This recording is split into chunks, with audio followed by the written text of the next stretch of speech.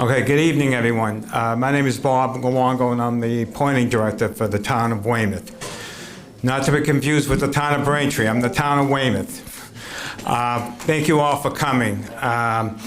First of all, I just wanted to let the residents know that Mayor Hedlund sent out well over 700 letters to residents along Columbian, Forest Street, West Street, and the subdivisions off of West Street to notify as many people as possible about the Banner project, which is a development proposed in the town of Braintree. Mayor Hedlund obviously takes this development very seriously to the extent that we have outside legal counsel representing us on this project, because at the time Weymouth was made aware of the project. The town was in the process of changing town solicitors. So the mayor has hired Myers and Harrington, a law firm that has done work in in Weymouth over a number of years, so they're familiar with the town of Weymouth. So not only have we hired them to represent us in this case, but Myers and Harrington has hired as their consultants a firm called Green Affiliates International. So Green Affiliates International is an engineering transportation firm that has worked in Weymouth a number of years, and they are specifically consulting us on stormwater and wetlands issues relative to this development, as well as traffic and transportation issues.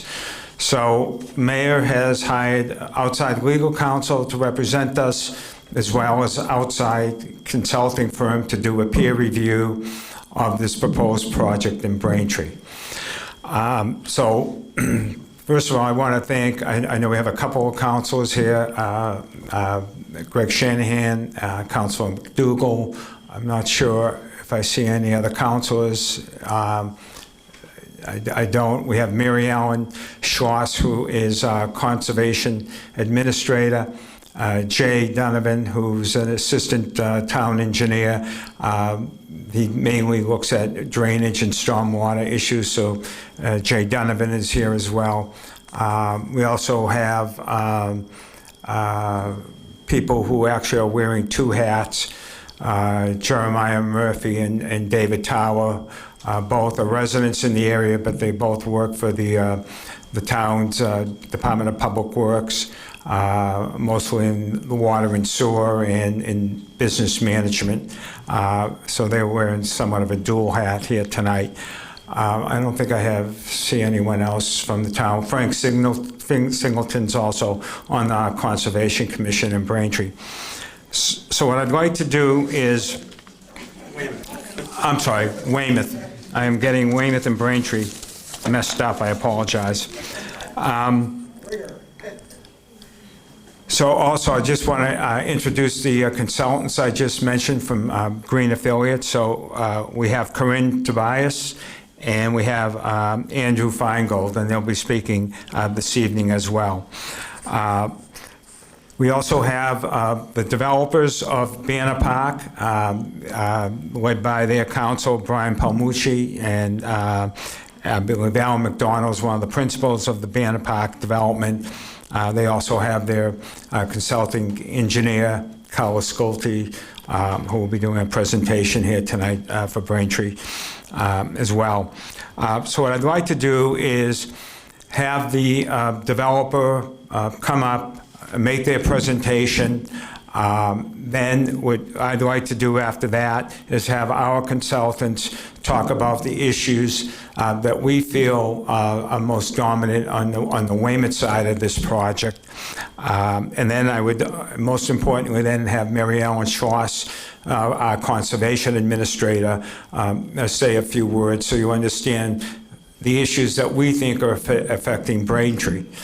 Weymouth, I'm sorry. And then what we'd like to do at the end is open it up for some respectful dialogue between residents, the town of Weymouth, and the developer as well. So we appreciate the developer coming here tonight to answer any questions that we have. But we do want to hear from you guys tonight because you're going to be impacted by this development. And so we want to make sure that you have an opportunity to speak and not speak at 11 o'clock tonight. Obviously, we don't have the room till 11 o'clock tonight. So without any further ado, I think I'll introduce Brian and come up and take it away.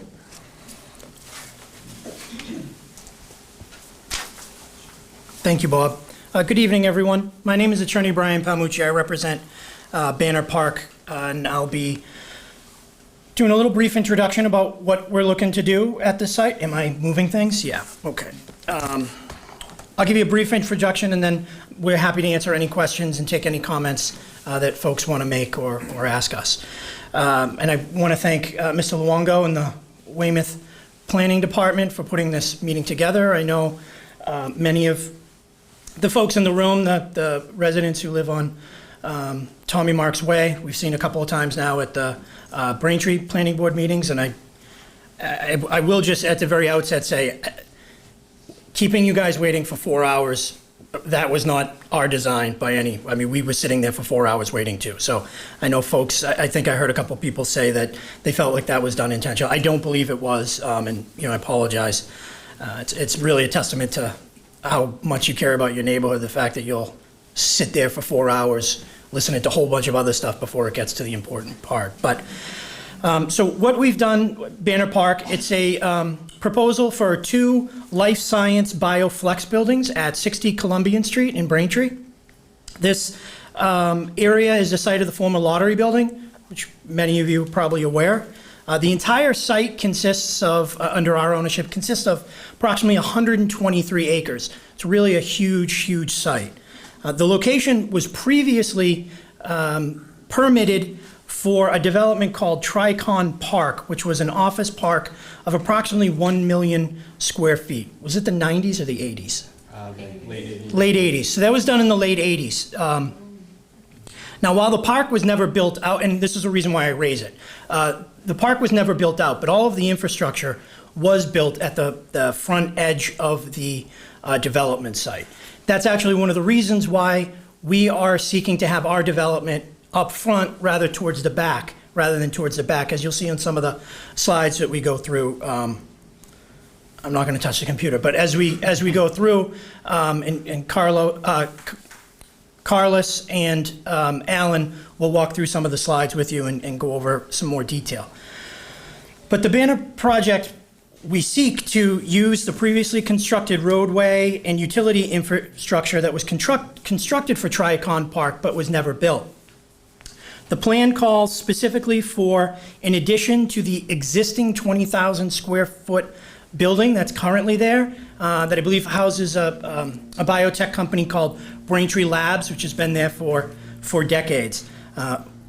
We call that site Building A, and you'll see it in the plans. It's an existing 20,000 square foot building that we're seeking to add 100,000 square foot addition to, so keeping the building and kind of building around it. One of the questions that we've heard from neighbors at the last 2 planning board meetings in Braintree was asking who the tenants will be.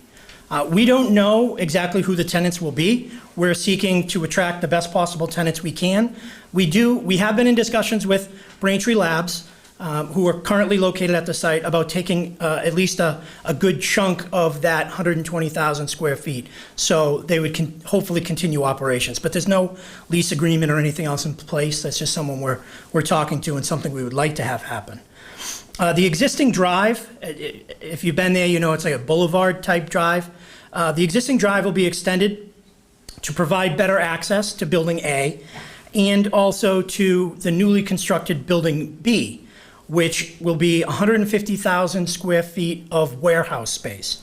Again, we're seeking to market the property as life science bioflex space. So the warehouse, we're hoping, would have a similar use. What's driving this this type of use for this area is one, it's an emerging field that's looking for increasing space in the greater Boston area. There's only so much room in Cambridge, and I think they're all filled up. So they're kind of coming out into the suburbs a little bit more. Also, as many of you may be aware, there was a Mass General Brigham project building that was previously permitted a couple of years ago for the site, and we believe if Mass General Brigham move forward with their proposal, with their permitted plan, and they build that would be a significant attraction for life science tenants to be in that kind of campus. So that's why we're looking to market it that way. And I know you don't really care all that much about Braintree zoning code, but it's a Braintree project, so I'm going to speak to that a little bit. Under the existing Braintree zoning bylaw, the site that we're looking to build on is zoned Highway Business District, which allows for, they don't have a specific life science or biotech or bioflex space. So the way we're proceeding under use categories in the Braintree zoning ordinance is a combination of research facility, warehouse, and light manufacturing. And that's really in Building A, because Building B would be entirely warehouse. We're not planning on having any we wouldn't be permitted to have any light manufacturing, research facility, or office space there. In addition to the two buildings that we're seeking to build, we've also been working with New England Wildlife Center, who is an abutter, who has been offering programming throughout the years on trails that go through the property, part of the 123 acres. We're working with them to try and maintain that access, and we've committed publicly, and we will do so in legality as well, but we've committed to donating approximately 40 acres to open space and having that be accessible to New England Wildlife Center, as well as any of the Braintree residents who use the trails. I'm sorry, Weymouth. On one side, it's Braintree residents. On the other side, it's Weymouth residents who can access those trails. Let me see. So the project, as we've proposed it, complies with all dimensional requirements of the Braintree zoning bylaw. It meets all of the setback requirements and provides significantly more open space in parking than required. And a lot of that's because of the 40 acres of open space that we would set aside. We had a traffic engineer, and they conducted a traffic study. And lo and behold, he isn't here tonight, which I suspect is a little suspect to me, that we're going to have to carry the water on the traffic issue, as I know that's one of the bigger ones for the folks who live in the neighborhood, as we've heard so far, as well as Weymouth officials who we've met with. The traffic study that we conducted found that the project would generate approximately 792 net additional vehicle trips when compared to the existing use of the site. So that includes approximately 91 new trips in the morning and then 89 new trips in the evening peak hours. As far as where we are in the process, Braintree's in the process of having a third-party peer review take a look at our experts, our engineer, traffic engineer, civil engineer, look at their work to make sure it's up to par. Braintree has both traffic and civil engineer peer reviews that are being undertaken now. What those peer reviews will do, if anyone ever hasn't participated in the process, those peer reviews, they write a report based on our data to say it's either flawed or it's accurate, or to make suggestions on how the project can be better. So we're awaiting the two peer review reports from Braintree, and as Mr. Luongo said, there's also two peer reviews being done by Weymouth. So our analysis and our plans will be reviewed by two additional experts, each in traffic and civil engineering. We think it's a solid project, but we look forward to getting that feedback from those experts, and if there's ways in which we can improve the project, we're more than happy to do so. Where we are in the process is waiting for those peer reviews to come back in Braintree. And obviously, we take into account the Weymouth peer reviews if we can make some changes that would improve the project from their reports. But Braintree is holding another planning board hearing. It's not my anticipation. I don't sit on the board, so I can't say for sure one way or another, but it's not our anticipation or expectation that the project would be voted on at the June Braintree Planning Board meeting. We suspect at the earliest it would likely be a vote. Again, it's entirely up to the planning board, but we suspect at the earliest it would be a July planning board vote, if we're ready, depending on how the peer reviews come back. When the peer reviews come back to us, we have an opportunity to then respond. And sometimes in larger projects and complicated projects, that happens, that back and forth can take longer to refine the project. So we're looking forward to continuing to work with Braintree town officials, Weymouth town officials, Braintree residents, and Weymouth residents. And I know we've gone through quite a bit of process before we've actually sat in a room with you guys where we've been able to interact. But I think you know, or I hope you know, that we've at least taken your concerns seriously. We've gone back to the drawing board at least once already, based 100% on Weymouth residents' feedback. There was maybe one Braintree resident at each of the last two planning board hearings. Both, I believe, spoke about traffic concerns. The majority of the concerns and issues that were raised by Braintree residents. And the team went back to the drawing board and tried to alleviate some of the concerns that you raised, mitigate some of the issues that would negatively impact you. I know, because I heard from at the last planning board, that some folks thinks that we didn't go far enough, and that we still have more work to do. And that may be the case. That's why we're here tonight. We'll continue to talk to any resident or any town official who wants to have a productive conversation about how we can make this project better. We're open partners to this. I understand some people may not want this built, period. That's their stance. That's up to the Braintree Planning Board, but we want to build the best project possible. Weymouth residents are going to be our neighbors. We want to be good neighbors. We want to create a project that doesn't jam up your daily life, your quality of life in a really negative way. So without further ado, I'd like to introduce Alan McDonald on behalf of Banner Park Campus. He's part of the ownership group, and then we'll have Carlos walk through a presentation and point out some of the more details of the project. And then again, afterwards, we're happy to entertain any questions and comments and continue the process of working together. So, thank you.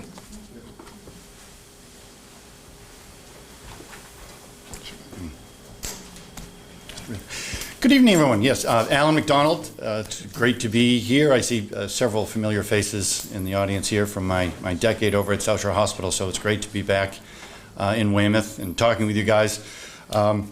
Obviously, there are some concerns, and we very genuinely hope that we can try and address some of those, or at least talk constructively about those while we're here, because we really are very excited about this project. We really think it's a terrific opportunity for the region for several reasons. It is a development, a campus driven by a theme around wellness.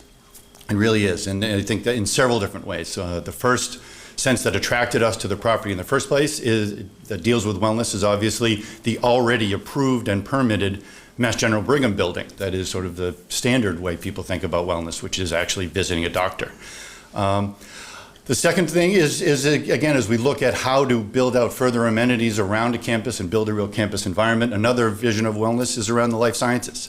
That's an exciting opportunity from an economic perspective, economic development perspective, and again, continuing that theme that we think is connected in and related with the Mass General Brigham purpose or function, again, around a sense of wellness.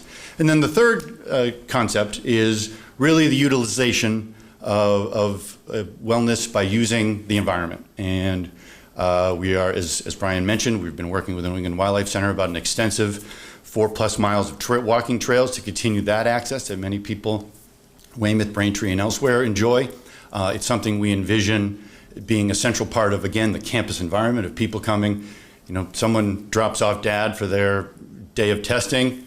Instead of leaving again, driving around, you can stay there, maybe take a walk in the park, walk your dog in the dog park that we're proposing, and again, make it sort of, again, a real campus that in those ways really do touch on wellness. So that's, again, obviously we're going to talk about what those concerns are and we want to address them, but that's really is where we're coming from. This is the Tricon Park development that was mentioned, and I know some people would say, that was so long ago, why bring it up? And I think it is relevant to really look at. And it's a fine perspective, obviously, but it's relevant for a few reasons, principally because it really did shape a big part of how we thought about it, what we wanted to ultimately propose to the town and to the region. And the key thing to point out here, as Brian mentioned, is 750,000 plus square feet of industrial development with over 6,000 vehicle trips a day, 2,200 parking spaces. And then again, I think really the big difference you see here is how spread out across the whole parcel it is. It's 123 acres, which is really a big piece of land. And this impacts all of it. And maybe it's smaller individual buildings than what we're proposing, but all in all takes up much more space and much more dramatic impact onto the wetland areas. That I think are of environmental concern. Again, makes the walking wellness aspect of utilizing that space much less constructive and effective. And so, again, that's why we really feel it's relevant to take a look at what this is. And you can see again how proximate those buildings are to Weymouth as well. And again, I think really a major impact in terms of the full impact on the environment of the full parcel. I just did something bad. Gotta catch up here. Share. Uh-oh. There we go. Sorry, gang. Shouldn't have touched it in the first. Shouldn't have touched it in the first place. Exactly. What can you do? This isn't my computer, but I'll try and help figure it out. Bob, is this being streamed anywhere?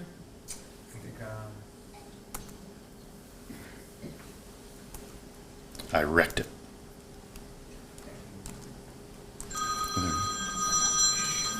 Is that a computer person?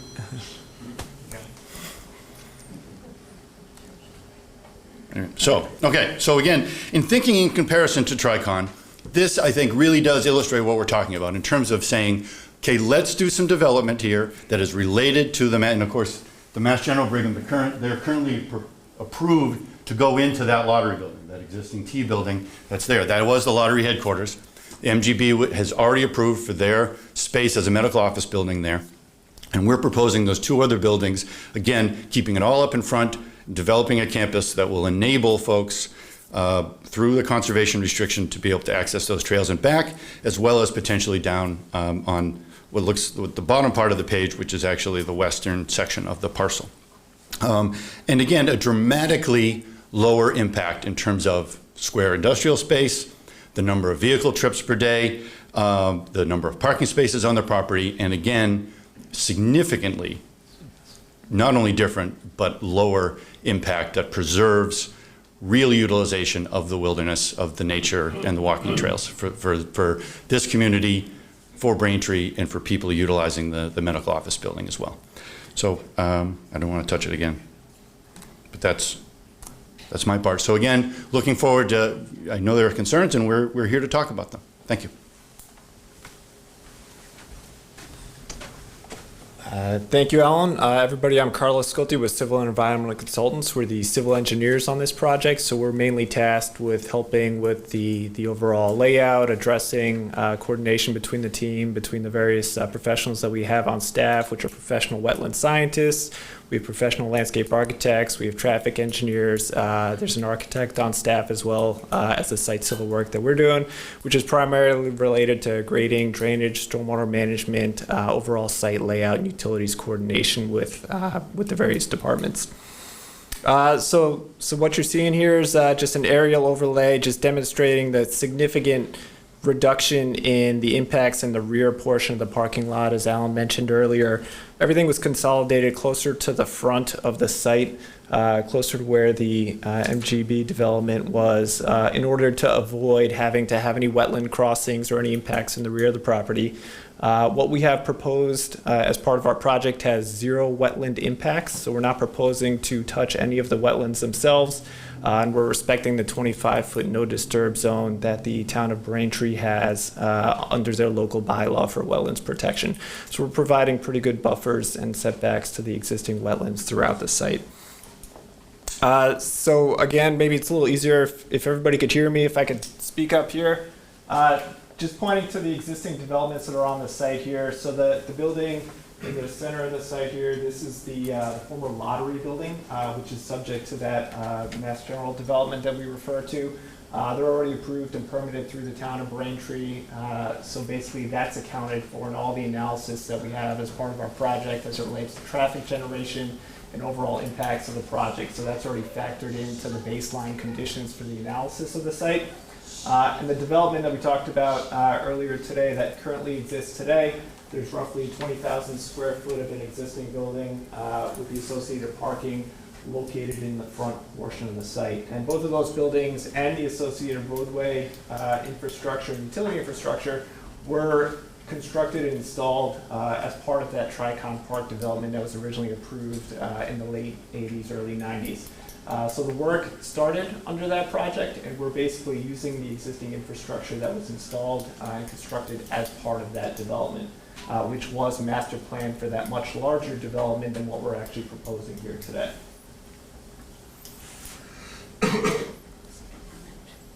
So for reference again here, the 2 buildings, we're referring to Building A, which basically reutilizes the existing 20,000 square foot the lab building that's currently in place, and we're building roughly 100,000 square foot addition in the rear of the building, which actually is working well with the topography in that the site slopes down as you get further back from Columbia. So that portion of the building will actually be recessed approximately 14 feet relative to the grade in the front of the site.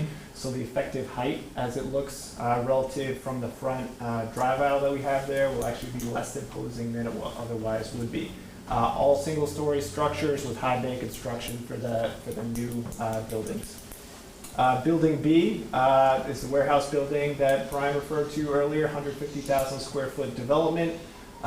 Which again is more for a warehouse use, and by no means would this ever be any sort of a last mile distribution facility, anything like that. That's completely off the table. As mentioned earlier, it's more of a low intensity use for a warehouse facility.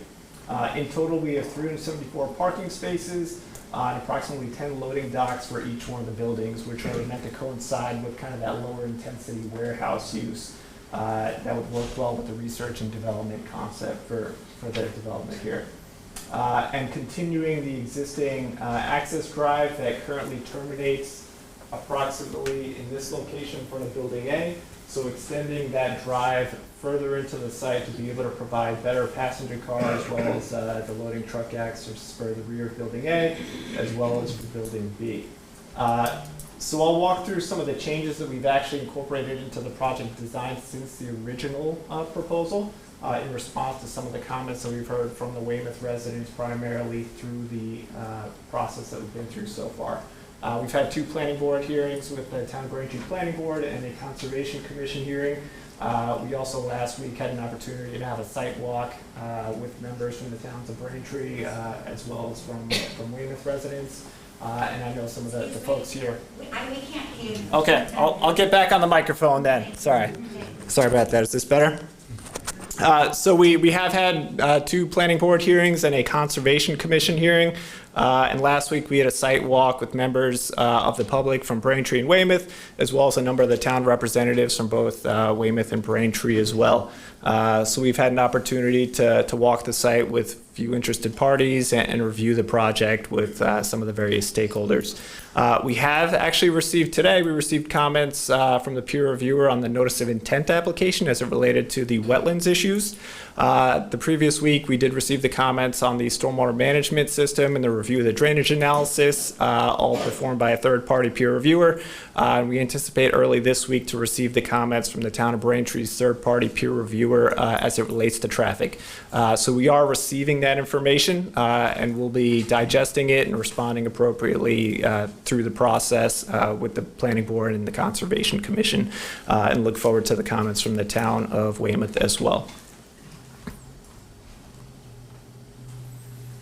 So this is just a bit of a zoomed-in view of Building A, and I won't dwell on these too long, understanding that we don't want to stretch it out for too long. But again, it's the 120,000 square foot building, reutilizing the existing office space in the front, with the parking in the front, loading docks in the rear, respecting the wetland buffers and the wetland areas in the rear of the parcel.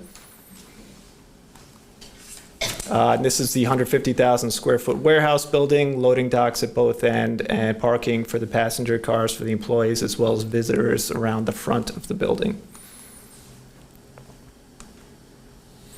So here's a graphic of some changes that we've made in response to comments that we received throughout the Planning Board process and the Conservation Commission reviews.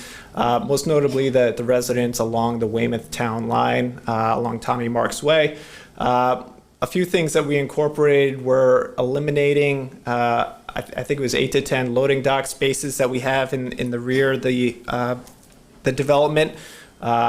We reviewed that as something that we wanted to have, but ultimately it was something that we felt was valuable enough to be able to help improve the conditions there, to eliminate that paving, and with that, the clearing and the tree removal that's associated with that. So we were able to pull out that roughly 8,400 square feet of pavement from that area, being able to maintain more of the tree buffers.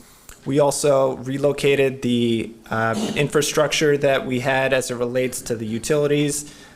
Previously were located in this portion of the site. We moved them to the north end of the building to minimize the tree clearing and any sort of disturbance along the residential homes along Tommy Marks Way.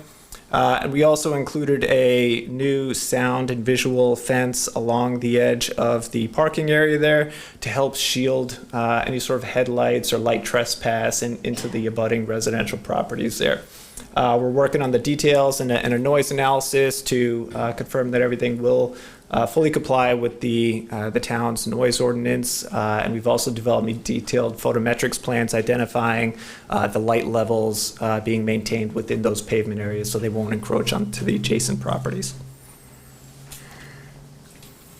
This is an overview of the grading and drainage design. Generally speaking, we're capturing all the stormwater runoff from the building roof areas, which is considered clean. We're routing them to subsurface stormwater detention and infiltration facilities where the stormwater is basically captured and it recharges back into the ground. All the stormwater runoff from the paved areas is collected with catch basins routed through proprietary water quality units, which provides additional water quality treatment, removing suspended sediment and other phosphorus removal elements and other aspects to that before it gets recharged through those subsurface infiltration chambers. And that was actually something that came up through some of the pre-meetings and the discussion with the town of Braintree staff prior to the submittal, where we eliminated all the open detention and stormwater infiltration basins in lieu of having those elements be underneath the pavement to minimize the amount of tree clearing and disturbance that we would have as part of that project. So that was ultimately rolled into the proposal prior to the initial submission after discussions with the town of Braintree staff. These are some of the changes again, just highlighting some of the modifications since the initial project submission to the town, removing that pavement in the rear of the property, as well as eliminating some of the grading and the utility infrastructure at the south end of the building, which helped maintain more of that natural buffer and eliminated the total volume of stormwater runoff from the rear of the property there. Utilities. I think this is a big part of what was attractive to the development, in that as part of the original master planning for the development, all the utility infrastructure was already installed as part of the Tricon Park development. There's water, there's sewer, there's drainage, there's utility infrastructure as it relates to electric, fiber optic, telecommunications. All that infrastructure is already there. The roadways are 2 lanes in each direction. So very ample for the amount of volume that we would anticipate to see with this project. Again, even what we have here today is much less impactful in terms of the total development program, in terms of square feet, and the traffic generated by the project as well as the additional utility demands and generation for sewer and water demand and all those things. Ultimately less impactful than what was ultimately master planned and approved through the state as well as locally back with the original Tricon development. Just highlighting again a couple of the changes here, just rerouting some of the utilities in response to some of the comments and questions that came up with the original presentation throughout the process. For landscape architecture, we have Hawk Design Group on board providing professional landscape architecture services. So one of the attractive things and the elements that we're working into this project is to incorporate that natural element, as Alan mentioned, and the connectivity to the surrounding environment, providing that boulevard feel, really a suburban feel for the development, where we're breaking up the hardscape and the pavement with lots of new trees, shrubs, vegetation. There's some outdoor amenity spaces located in front of Building A, if I could get the mouse to work, which will provide outdoor congregation spaces for the folks that come here to work. So they won't all have to be leaving for lunch. There'll be places for them to gather and use the facilities. Some of the additional changes, again, in the rear of the Building B property that we're looking at here, some additional lower level evergreens and shrubs and buffer plantings proposed along that new fence and between the properties on Tommy Marks Way. Ultimately, we're fine-tuning these designs and working with the wetland scientist to come up with the appropriate types of plants and mitigation for the screening here to be able to work with the view corridors and work with the neighbors here. Site lighting plan at this scale, obviously, it's very difficult to see, but a photometrics plan and analysis was done that demonstrates that the lighting levels are appropriate for this kind of development and they don't spill over the property lines into the abutting properties. And this just shows just a highlight on the closest residential properties for Tommy Marks Way, showing essentially where the zero light level would be from the lights proposed as part of this project. Also a very conservative analysis because it doesn't take into account the existing vegetation that's there. So in reality, the trees that are there in the fall and the winter as well as the summer would provide some additional light shielding above and beyond what we have here. So the light levels off the property lines would actually be lower than what we're showing here. And as part of the Conservation Commission filings here, there was a number of enhancement and restoration areas that were proposed as part of the project. With the trees that are being cut down at some locations, and the town of Braintree actually has a bylaw that requires essentially tree mitigation for some of the work within the buffer zones. So we are proposing to provide some replication, some enhancement areas along some of the wetland areas where the work is being proposed. This just shows the level of enhancement, additional plantings that are being provided in some of those areas where the work is closest to the wetlands. And the traffic engineer, as mentioned earlier, is not able to be here today, but I'll provide a quick highlight. The overall traffic levels that are proposed as part of this project were evaluated and are still significantly less than what the overall Tricon Park and the master plan development was approved for and what the road as well as Columbian is able to sustain. That being said, there are a number of mitigation efforts and elements that are being coordinated with the town of Braintree as well as the town of Weymouth. We look forward to receiving the peer review comments and working through what those specific mitigation measures are. And I think that's just something that'll be worked out with the various stakeholders as we get throughout this process. The existing conditions just provides a quick highlight of the existing traffic patterns in the area. Again, I'm not the traffic engineer, but this just provides an overview of what we do anticipate seeing. Some of the traffic obviously does go through the town of Weymouth. We're aware of that. We appreciate that, and it's all being part of the analysis and being evaluated appropriately. So the overall trip generation, as mentioned earlier, the net new trips are in the ballpark of about 700 or so. The total trips are about 1,000 trips for the development. And keep in mind that those trips are not the number of cars that are coming and going, but one car coming to a site and then leaving counts as 2 trips.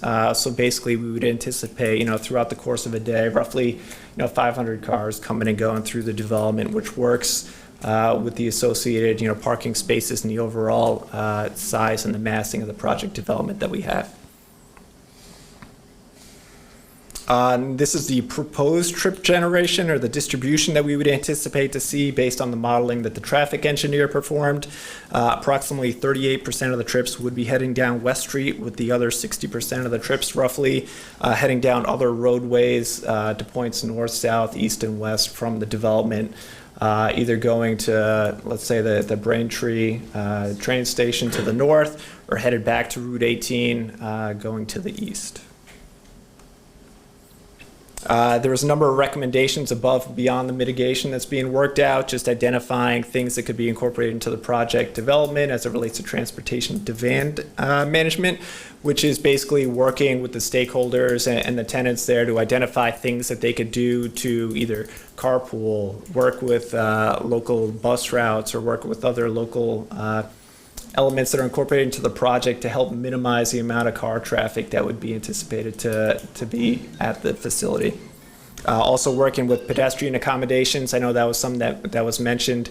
We are proposing to expand some of the pedestrian sidewalks to have better connectivity all the way out to Columbian, as well as throughout the development, and then also incorporating accommodations for, people being able to bike to the facilities and use other modes of transportation.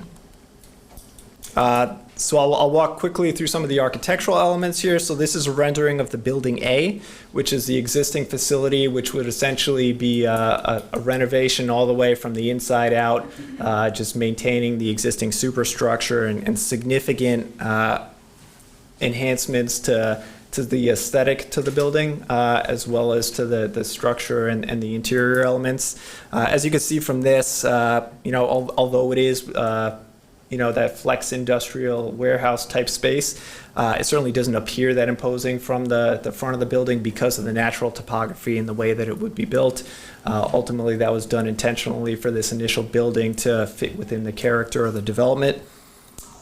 This slide shows some of the elevations. You could see the top slide there is the view from the front, and you can see from the 2 middle ones, from right to left, it's the front of the building to the back. The third one down, from left to right, it's the front of the building to the back. It just shows you the grade change that we're working with the proposed development in order to minimize the massing of the building. And then the bottom one is the rear view of the building with the proposed loading dock access. This is the rendering of the Building B, which is a 150,000 square foot warehouse building. Again, a significant investment in the architecture and the appearance of the building to make sure that it fits within the overall development and works with the context of the other developments being proposed in the area, with the passenger car traffic and the access and main entries along the front, providing some of the loading out access in the rear. Again, an elevation of the building from the front is the top slide. The 2 middle are the elevations on both sides, and the bottom one is the rear of the building that's located along the property line. So with that, that's a quick overview. I'll turn it back over to Mr. Luongo to introduce the rest of the team here. Thanks, Carlos. Appreciate that. Brian and Jim, thank you. So next up, I want to introduce our consultants who have been reviewing this project, both from a traffic point of view, as well as stormwater and environmental issues. So Andrew Feingold from Green Affiliates is going to talk about stormwater issues and environmental issues that we see in Weymouth that are going to be impacting Weymouth. So, Andrew, if you... Figure out how to get our slides. Let's start. That's good. Cool. Great. Great, thanks. Great. Thanks, everybody, for showing up tonight. Just want to introduce ourselves and then let you know kind of what we're doing. We're working really on your behalf to review this project on behalf of the town. My name's Andrew Feingold. I'm with Green International. Corinne is with me to review traffic. I'm here to talk about the stormwater and some of the environmental issues, and really talk about what we're looking at, or what I'm looking at, and some of our initial findings. We're still ongoing with our review. We're going to be preparing a document for them to take a look at and respond to. That's ongoing. So we'll be going over stormwater, and then we'll go in. I'll turn it over to Corinne for the traffic. The stormwater review is focusing mostly on the stormwater quantity as well as the quality of the water leaving the site. And then we're also looking at some of the maintenance concerns that may come up and just the general engineering of the project. So to give and I don't want to repeat much of what Carlos said, but I'll go over some, how the site is generally situated. The stormwater is exiting the south of the site, going to the wetlands, and then it almost immediately goes over into Weymouth and right behind Tommy Marks Way. The majority of the stormwater will be exiting the site through that area. And it makes its way through several culverts and over to Mill River. Additionally, there's a vernal pool located to the east side of the site. And we're also looking at the impacts on the wetlands themselves. So we took some, on the bottom of the slide, we have some of the numbers that we pulled from the stormwater report that we're looking at. There's a reduction in the woods of about 14 acres, and in its place, there's going to be 12 acres of a mix of pavement and roofs. So that would leave only 2 acres for grass and landscaping. And additionally, as Carlos said, the site's going to require some significant regrading for them to put the parking lots in and construct the buildings.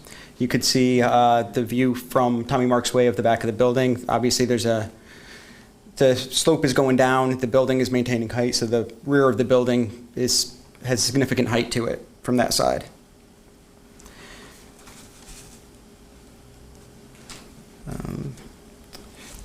So as far as kind of what our initial concerns are, is we're at this point, like I mentioned, we haven't completed our review. Part of that is because in order for us to review the stormwater impacts, we are going to need some more information regarding the soils, and that's the only way that we are going to be able to review that they're mitigating the effects of this construction to the extent that they're claiming within the report.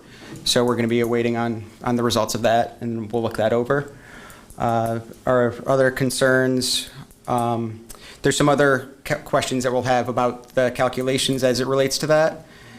And an initial review is just that the vernal pool is located very close to the site, so we're reviewing for impacts on that and the wetlands. And additionally, as I mentioned, there's going to be, even if the project is constructed 100% no impacts, if maintenance is an issue later on down the road, they may not over time achieve the same level of stormwater cleaning and reduce the reduction in the numbers that they're maintaining. So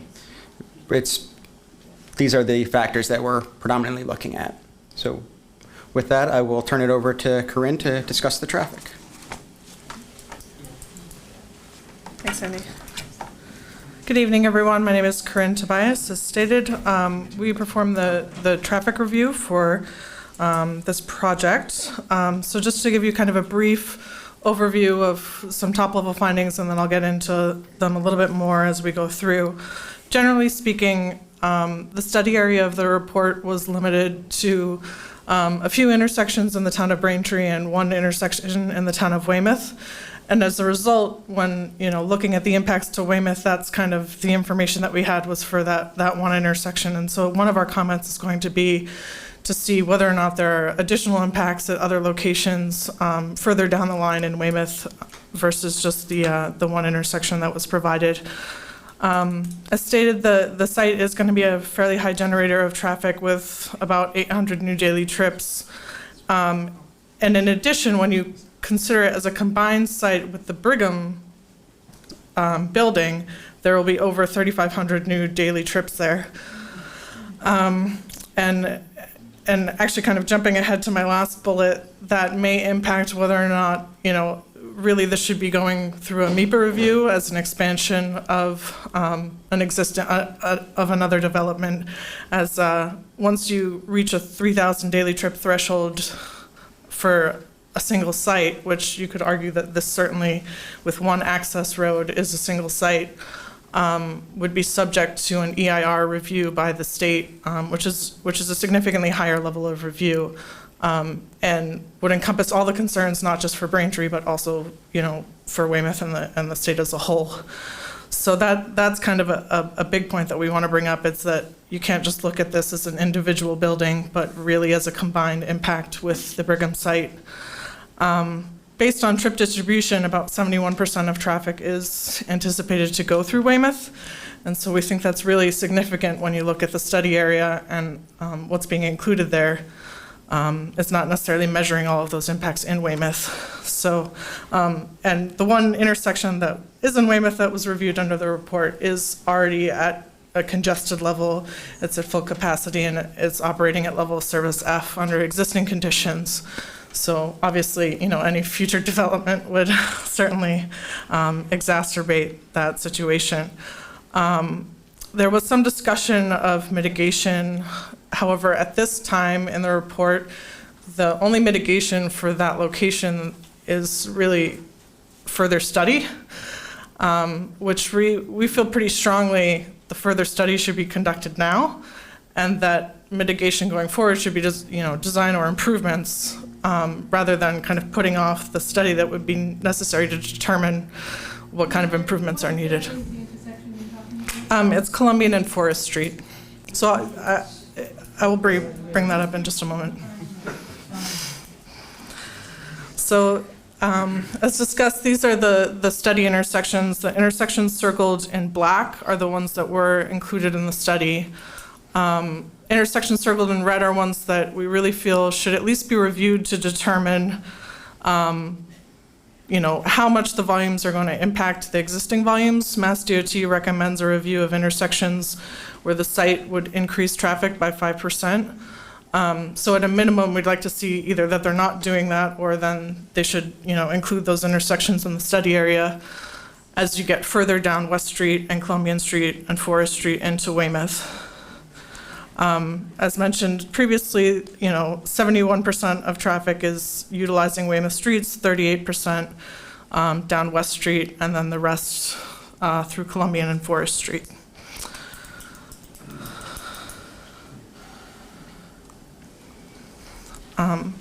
As I discussed briefly earlier, we are looking at the MIPA thresholds over the overall site. Once you hit 2,000 daily trips or 1,000 daily trips and 150 new parking spaces, you are required to do an ENF. And actually, it's not on this table, but as I mentioned previously, once you hit 3,000 trips, you're into the mandatory EIR threshold, which, this is maybe a lot of jargon for people, but basically it's a review process that the state undergoes for larger projects to make sure that the impacts are being considered at all levels. So just getting into a little bit the traffic impacts that were discussed in the traffic study for Columbian Street and Forest Street. In the study, they do mention, they want to review future mitigation for Columbian Street and Forest Street, and part of their mitigation would be providing a study that would look at, whether signal warrants are met there or whether other improvements are needed. We feel pretty strongly that that should be included at this stage for due diligence. We do believe it will meet a signal warrant at that location, just based on the initial review of the volumes there. It's currently operating at a level of service F, which means it's already it's already fully congested at that location. And in addition, without being able to see any mitigation review of what a signal might do there, whether there would be a need for turning lanes, whether that would even be possible based on existing right-of-way, I think these are all things that we need to review up front and not sort of wait until we're further down the line to see whether, proposed improvements are even really feasible at this location. There was some mention of, walking and bike accommodations within the site, but there's nothing off-site to connect to the existing infrastructure along Columbian Street. And while there was a statement that bicycle parking will be provided, they haven't shown it yet on the plan, so we don't know where it would be or how bicycles would effectively access the site. And then finally, just kind of looking at some of the internal truck access, there are some concerns about tractor trailer access to the rear of Building A and whether or not they'd be effectively able to enter and exit those spaces. And the reason that that's relevant, specifically to Weymouth, is that if additional space is needed and they would have to expand pavement further, it may then even further impact these stormwater considerations. So just a couple other kind of due diligence items that we wanted to look at. I know it was mentioned that it definitely will not be a last mile facility. However, warehouse is generally a low traffic generating use. So we really want to get a handle on who's going to be in there and what the type of use will be. The lab sciences use is a much higher trip generator. Any kind of delivery facility is a higher trip generator. So that just needs, some additional clarification. And then just a couple of sort of bookkeeping items on the report was the type of analysis that was done for the traffic impacts and making sure they're using the latest edition. And then there was a couple of reported crashes that appeared to be missing as well. So those may or may not impact the ultimate results of the study, but just wanted to make sure that we're having due diligence as well.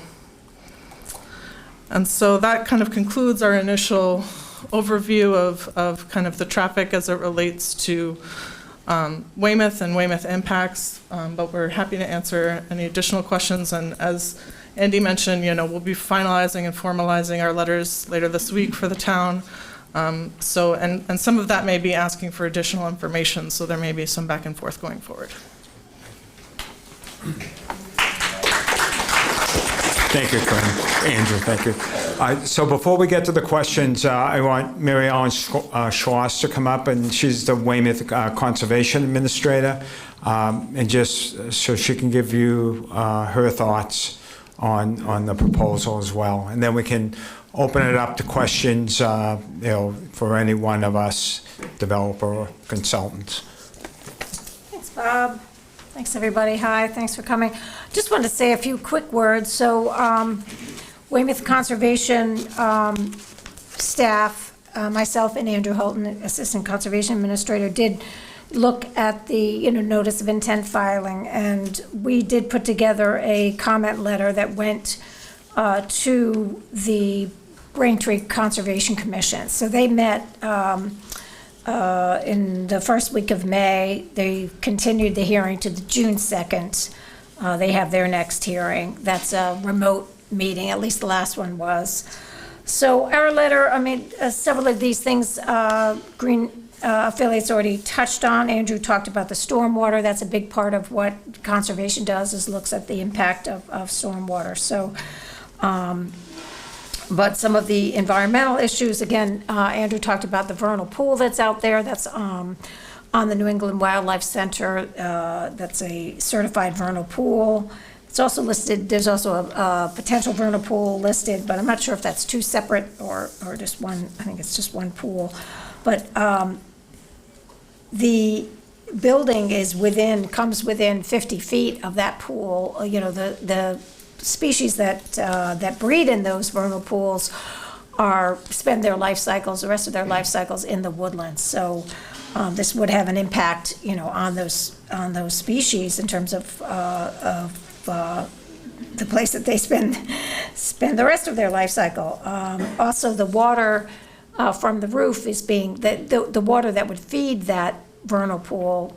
We think maybe that some of that water is going to be lost because water is being infiltrated on either side of the building, but not in the area that would feed the vernal pool, as we understand it, or maybe there needs to be more study. But we believe it's just a lot of building, a lot of impervious surface, a lot of trees being removed, very close to that vernal pool and would like to see that pulled back. Same thing with regard to just the amount of trees that are being taken down. Glad to hear that there is interest in preserving 40 acres in the rear. I think that's a very important move. Would want to see that be a permanent preservation. But even so, with the amount of forest cover being removed, this is very, very significant. And the access from the New England Wildlife Center, which utilizes the area for release of rehabilitated wildlife, it's sort of cutting off the access to that area. So it's going to have a lot of impact. We're concerned about, and we did make a comment about, this is part, the open space there behind the development is part of a very large contiguous area, about 750 acres of open space in Braintree and Randolph and Weymouth. And so that is important to preserve as much of that as possible. So with regard to the stormwater, there is, as everybody here knows more than I do, the flooding that happens in the local neighborhood on Tommy Marks Way, and so that's a concern certainly for Weymouth and Weymouth Conservation, and our peer review engineer is certainly looking at that in terms of whether the stormwater design is really accurate in understanding what's happening there and how it would, whether or not it would make that situation worse. That's what we need to know. So we would expect that the peer reviewer's letter will go to the Braintree Conservation Commission for their next meeting, before their next meeting on June 2nd. But there's a lot of resources out here that we're concerned about, the wildlife, the vernal pools, the wetlands. And this is tributary, I don't think it has been said yet in this meeting, that all those wetlands are tributary to the Mill River. The Mill River is an outstanding resource water. It feeds Whitman's Pond. So that's important to protect the quality of that water. As well as to not have any additional flooding. There is a 100-year floodplain downstream of this project in the area where the stream goes underneath the railroad culvert, and there have been some complaints about flooding in that area by the railroad tracks. So we're concerned about that as well. So that's about all I'm going to say on that, and look forward to hearing what everybody has to say. Thank you. Okay, thank you, Mary Ellen. So what I'd like to do now is open it up, and so if anyone wants to speak, all I ask is you come up to the podium and speak, because this is being recorded on cable, and we want to get all these recordings of people, as well as for us to hear in the room here, you need to come up to the microphone. So what I'll do first is, if I could, I know we have two councilors, one at large, Greg Shanahan, and the district councilor, Gary McDougall. So if they'd like to quickly have a comment now, give them the courtesy to come up, and then open it up to you guys. Again, ask you all to come up here. Sure. So obviously, this is going to impact my neighborhood too. I mean, I know Tommy Marks folks are going to get hit pretty hard, but I saw the number, 70% of the traffic's coming down west. I live off of west. So when I see a number like that, I always add 20%. So clearly for me, this project is going to gravely impact traffic. It's going to gravely impact neighborhoods. I'd like to see this warehouse either move or just be eliminated from the project altogether. Because what I see here is a bit of a problem on the abutters side. Mary Ellen pointed out Mill River. That I didn't realize the Mill River fed over that close over there, and now I'm worried that this stormwater and it might cut off some of the access to Mill River and gravely affect that too. So obviously, as somebody that is not as impacted as the Tommy Marks folks and the folks over on Wampanoag and I always screw the name of that street up. Massapog, thank you. Got the womps on my brain, right? So obviously the traffic issue for me is a grave issue because I saw some of the studies happening that weren't in intersections. The Forest Street one is going to get hammered. I mean, to me, that's just going to just back it all up. So I will work with you folks to try to make sure we get some sort of mitigation here and some sort of understanding of where this project is going. I clearly don't like what I see. So please reach out to me if you need any questions, and I'll always be available. So thanks. Gary McDougall. Yes, sorry. Greg, you want?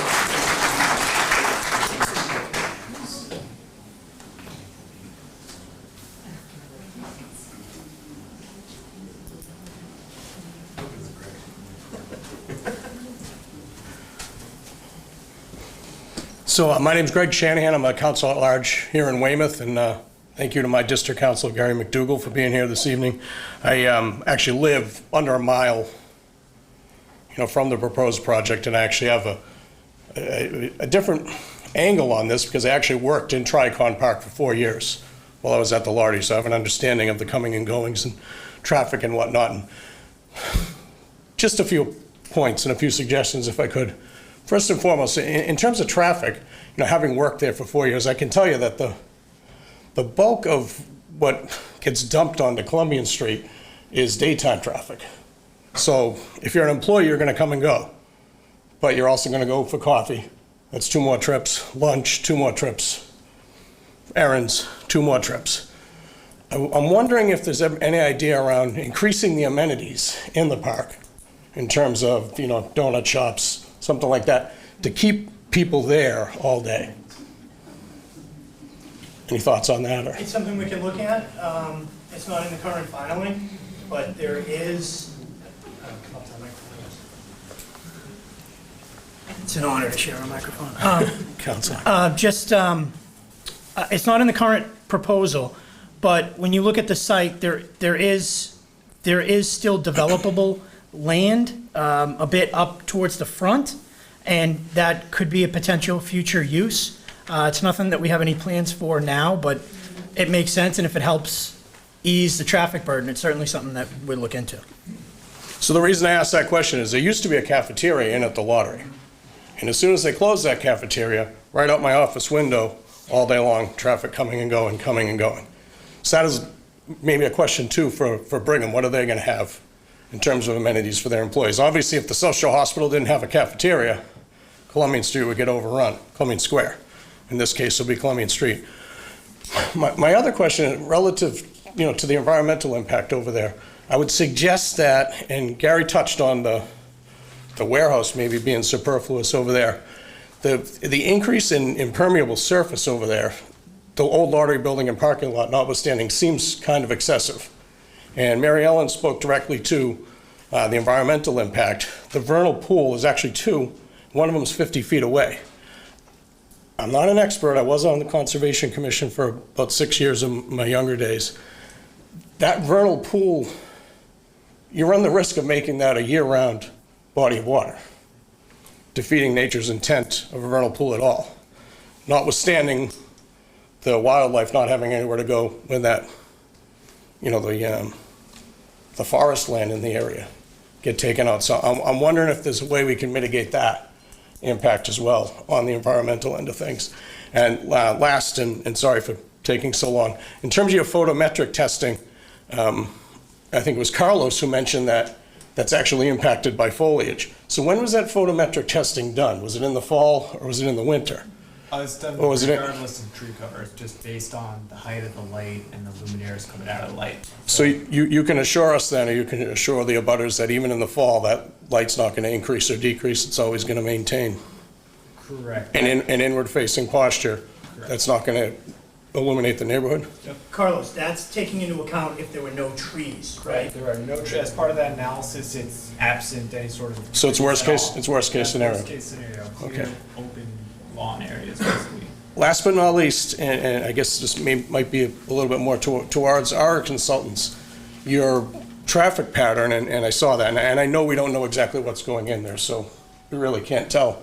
I would suggest you stretch that out towards sort of the Middle and Washington area, because that's where an awful lot of the amenities that would be attractive to people working in Tri-County Park exist. So it's not like they're only going to go to Columbian Square, or they're only going to go up to the Curtis Liquors Mall. Not Curtis Liquors, but the mall.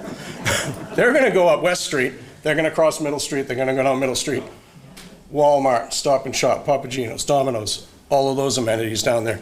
Not to mention anything up and down Washington Street in terms of shopping. So I would suggest you expand that out and, consider the impacts to, I think your map showed the impact up to like Middle and West and Route 18. I might suggest up to Washington and Middle, or even all the way down to Winter and Route 18. So that's all I had.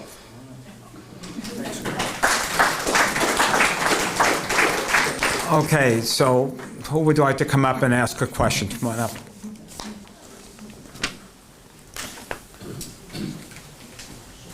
Hi. Hello. My name is Dave Morgan. I'm a resident of Tommy Marks Way for the last 35 years. I want to make a few points and have a few questions. So when we did the site visit last week, I just was shocked. I was very, very sad because there's hundreds of acres that are going to be destroyed. I mean, it was so sad when I got back. And to me, it was like unbelievable.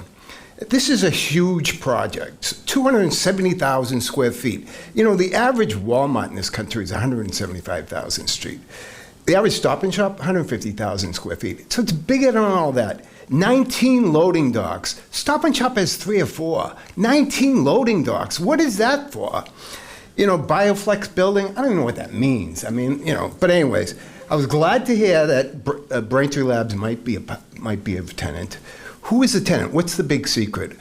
From looking at the audience here, we all know Braintree Labs because we've all had colonoscopy, so they make Golightly. They don't need 270,000 square feet for Golightly. Believe me, okay? There's hundreds of other acres, and I know you talked about it. There's hundreds of other acres that don't butt residential areas. Okay, there's a beautiful building on Ivory Street, ready to go for you, right next to the, 120,000 square feet warehouse. It has the loading docks, it's all ready to go. I know you don't own it, so there's no money in it for you, but the town of Braintree would be better off. Alan McDonald mentioned wellness. How do you get wellness from ripping a forest out from the neighborhood? I don't get it. You use the term wellness. I know you came from social hospital, so wellness, but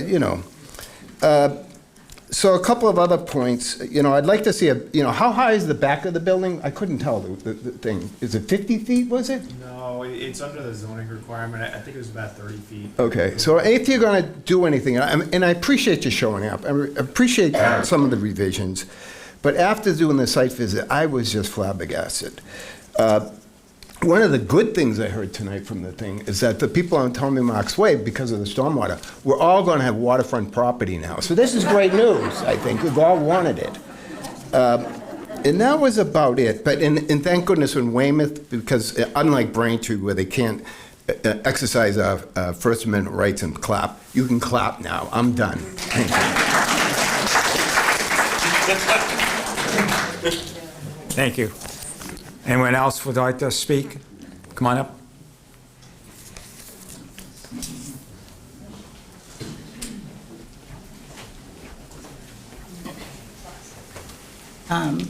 Carlos?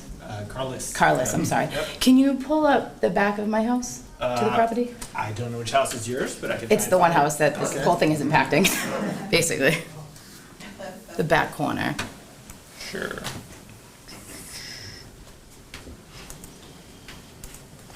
If you could do the zoomed one. Sure.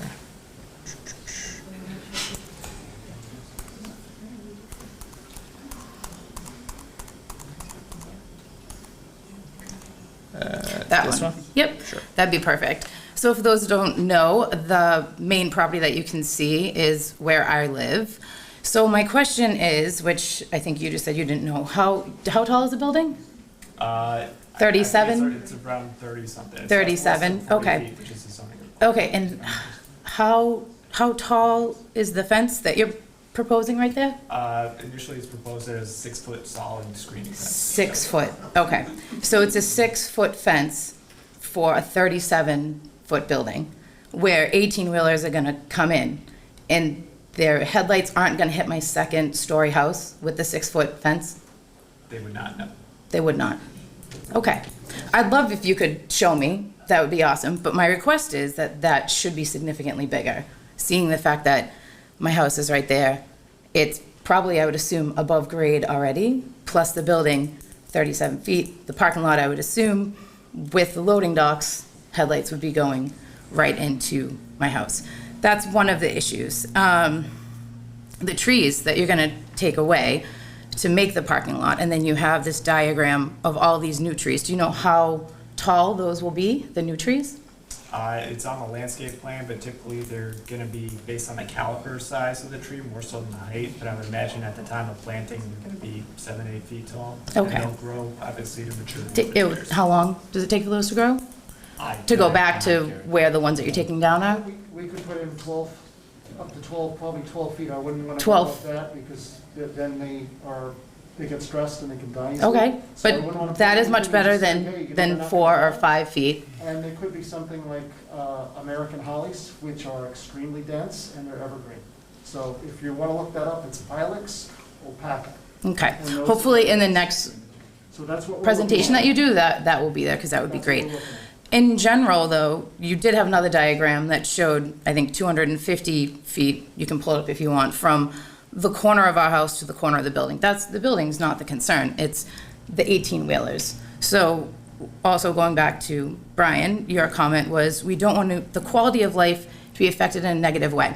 Well, first thing this morning, my quality of life was affected because the test site soiling that you did woke my son up. So surprisingly, my quality of life was negatively affected. So if just that little bit of drilling today, I can only imagine what 7 to 8, let's be realistic, it's gonna be more like 10 to 12 years of construction is gonna be, plus daily 18-wheelers coming in and out at God knows what hours, because we don't know, again, what tenant is gonna be in there. So if we knew who was gonna be in there, we'd know how often or how many cars would be coming. I personally would like to ask for the whole loading docks on that side to be moved. If it's just a building, we can work with that. I mean, I don't want to work with that, but obviously, we can. The vernal pool, is it certified? It is certified. Is there any legal buffers? I know I read somewhere that normally it's 100 to 200 feet for vernal pools. You can't build within 100 to 200 feet? It's not, I mean, I think there's a Braintree, I'm not sure what's in Braintree, but it's really, the Massachusetts Wetlands Protection Act just protects the vernal pool, not the buffer. Okay. And then where is the dog park? The dog park that we're talking to Braintree about would be on the very front of the sign, so that it would be easily accessible to Weymouth. and Okay, Braintree residents. just a thing to consider. Not your If you bad. talk to, well, thank you. If you talk to any certified dog trainer, they're gonna tell you a dog park is a horrible idea. Just throwing that out there. And legality-wise, I'm not sure how well that would really make out. And even though it will be at the front, unless there is HVAC on the top that I'm hearing, I will probably be hearing dogs barking also. That is really all I have for now, but my request as the closest abutter, which I can't speak for the other people I live with, is to totally eliminate the loading docks, because that is going to significantly affect our life. So if we can talk, I know this is so we can talk about that, if we can request that, if that is gone and less of the woods are taken from there, so then you're giving yourself also a better buffer from the wetlands, which I'm sure will make conservation happy, then even still a taller screen fence and taller trees putting in, we could start to get somewhere. So that's my request. Thank you. Thank you, sorry about the child here. I do, Okay, yeah, so you so I got it. As far as the, I'm sorry, Paul. Okay, fine. Oh, Yeah. just, I mean, when I said we don't want to negatively, I'm sorry, one more thing, I forgot, the whole building I would like to be 500 feet from our building also, from our property line. Understood. Understood. Thank you. When I said that we want to negatively impact your quality of life as little as possible. I mean, if we can work through some of these issues, we're happy to do it. And I think I would, again, ask you to, take us at our word at that. As you've seen, we've made improvements. We cut that loading zone area down in half based on your concerns and some of your neighbors from the last in the last iteration. And after tonight and receiving comments and questions, I'm sure we'll take another look at things and see what we can do. All right, so I again, apologize for waking up your child. Thank you. Yeah, sorry. I feel like it's like karma. Someone's going to wake up my children tomorrow. But so, yeah. Okay, Bob, I think they're talking to you. Yeah, thanks, Brian. Okay, yes, come on up.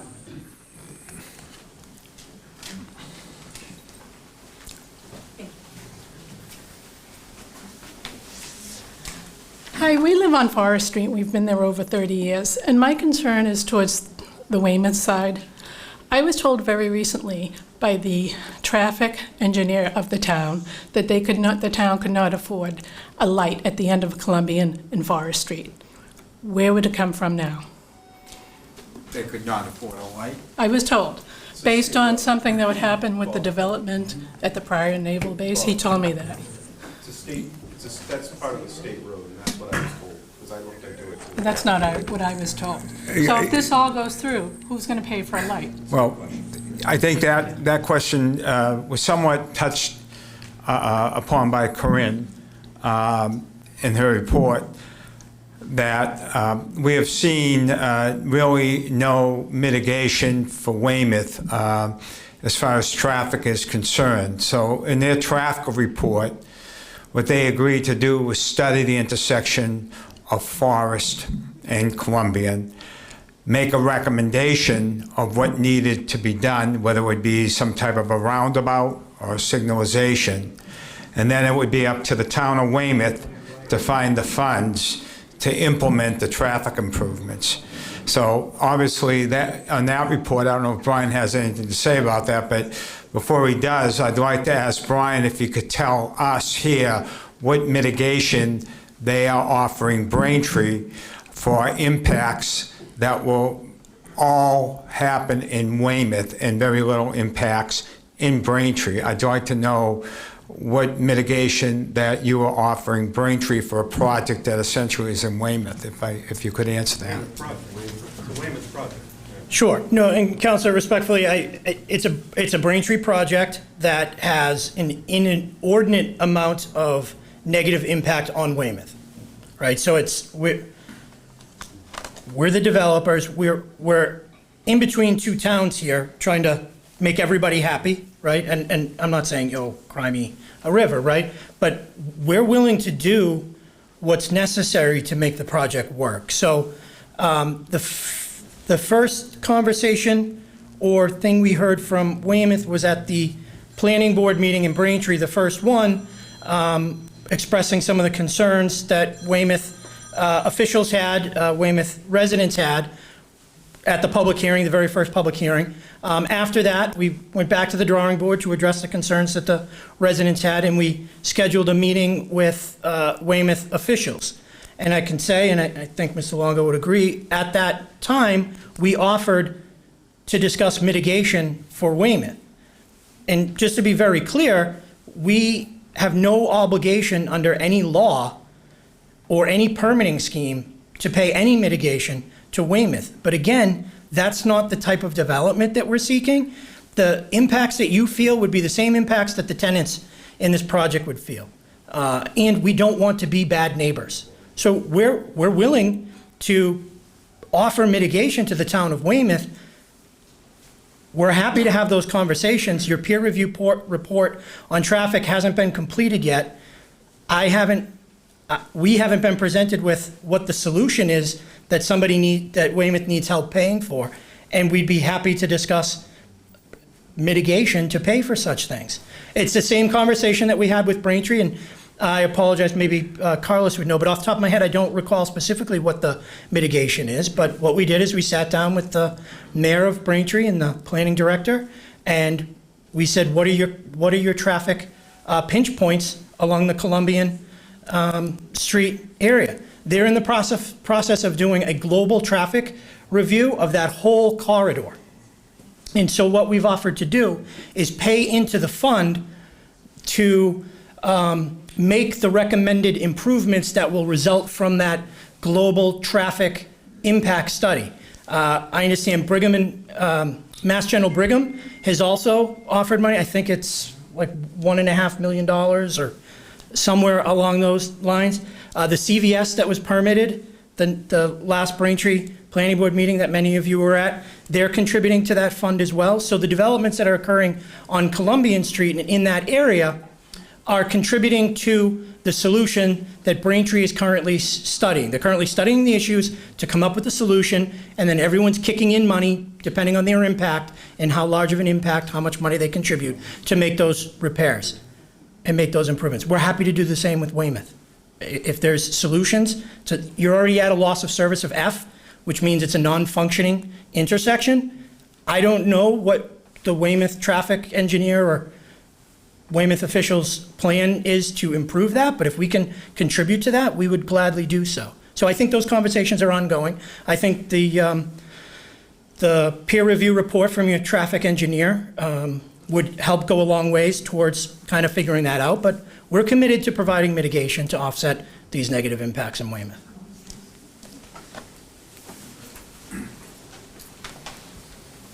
Thanks, Brian. Any other comments from, yep, come on. That gentleman's coming up first and then.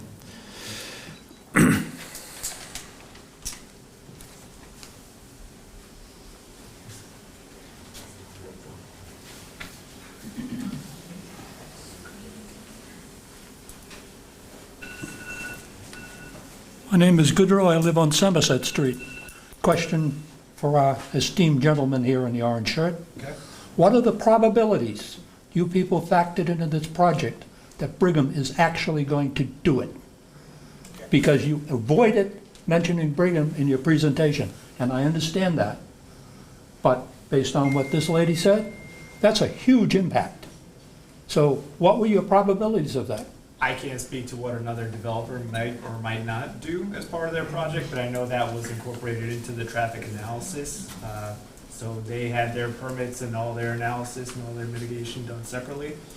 We're evaluating our project with the assumption that theirs does move forward. Every single calculation that we made, every single report and assumption that went into our plan was done so in a conservative approach by believing that Brigham would create their building. If they don't, our project would have, well, the combined projects would have less of an impact, but we designed this as if Brigham is going to build what they were permitted to build. I understand your answer, but my question still stands. What were the probabilities you people built into it? We didn't come up with the percentage. You would have to ask Brigham what the probability. We calculated this as if it's 100% going to be built. And that's the only way we can do it, is assume it's going to be built and base all of our calculations and studies on that fact. And one of your numbers doesn't make sense to me. How could it get to 3,000 units when he's talking 800? We're I'm missing 792, something. Brigham is about 3,600. Right. What is your probability that they're going to do it? No. No, that's a good question. No, what I was getting at is that for the state process where you have a single access drive, True. It should be considered as an expansion of that site. So Right. that when you look at the total number, you're over 3,000. Right. But it's, That's my point. yeah. Thank you. Thank you. So let me go a little beyond that. So Mayor Hedlund has asked basically that either a notice of project change for the Brigham project be filed with the MEPA people, or a new environmental notification form be filed for a combined Banner Park Brigham's project is needed. So we are asking the developer to consider that, we will be requesting that of MIPA as well. So we do indeed feel this project might be segmented, even though Brigham did get its approval under the MIPA process. Even though this project was approved as a master plan development in the 1990s for 750,000 square feet. So we are going to ask for a review of that. And so there was two other issues that I just want to make sure the public understands in the effort to be transparent on what took place in the mayor's office.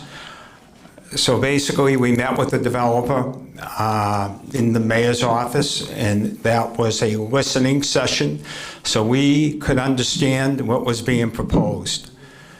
We agreed before we went into that meeting, the town officials agreed that they would not be asking anything of the developer until we understood what the impacts were going to be. And that's why we hired Green Affiliates to look at the stormwater, wetlands, traffic impacts. So we need to know what we're talking about before we ask for impact. So we're not going to sit here and just take the project. We're being aggressive about it. We want to understand, you know, if there needs to be a project change from the MIPA point of view. You know, we feel the combined Brigham development as well as this new development is just going to overwhelm the area as well as traffic. And we will have specific recommendations for improvements, not only to West Street. We know the intersection of Main and West is at almost failure now, even though it was just improved probably 10 years ago when they did those major intersections. That was done even before they widened the roadway. So we know that intersection is almost at failure now. So we are going to be quite aggressive about this. I want to assure you all of that. In addition to that, two other items came up, and I'm telling you this not to rattle anyone's cages.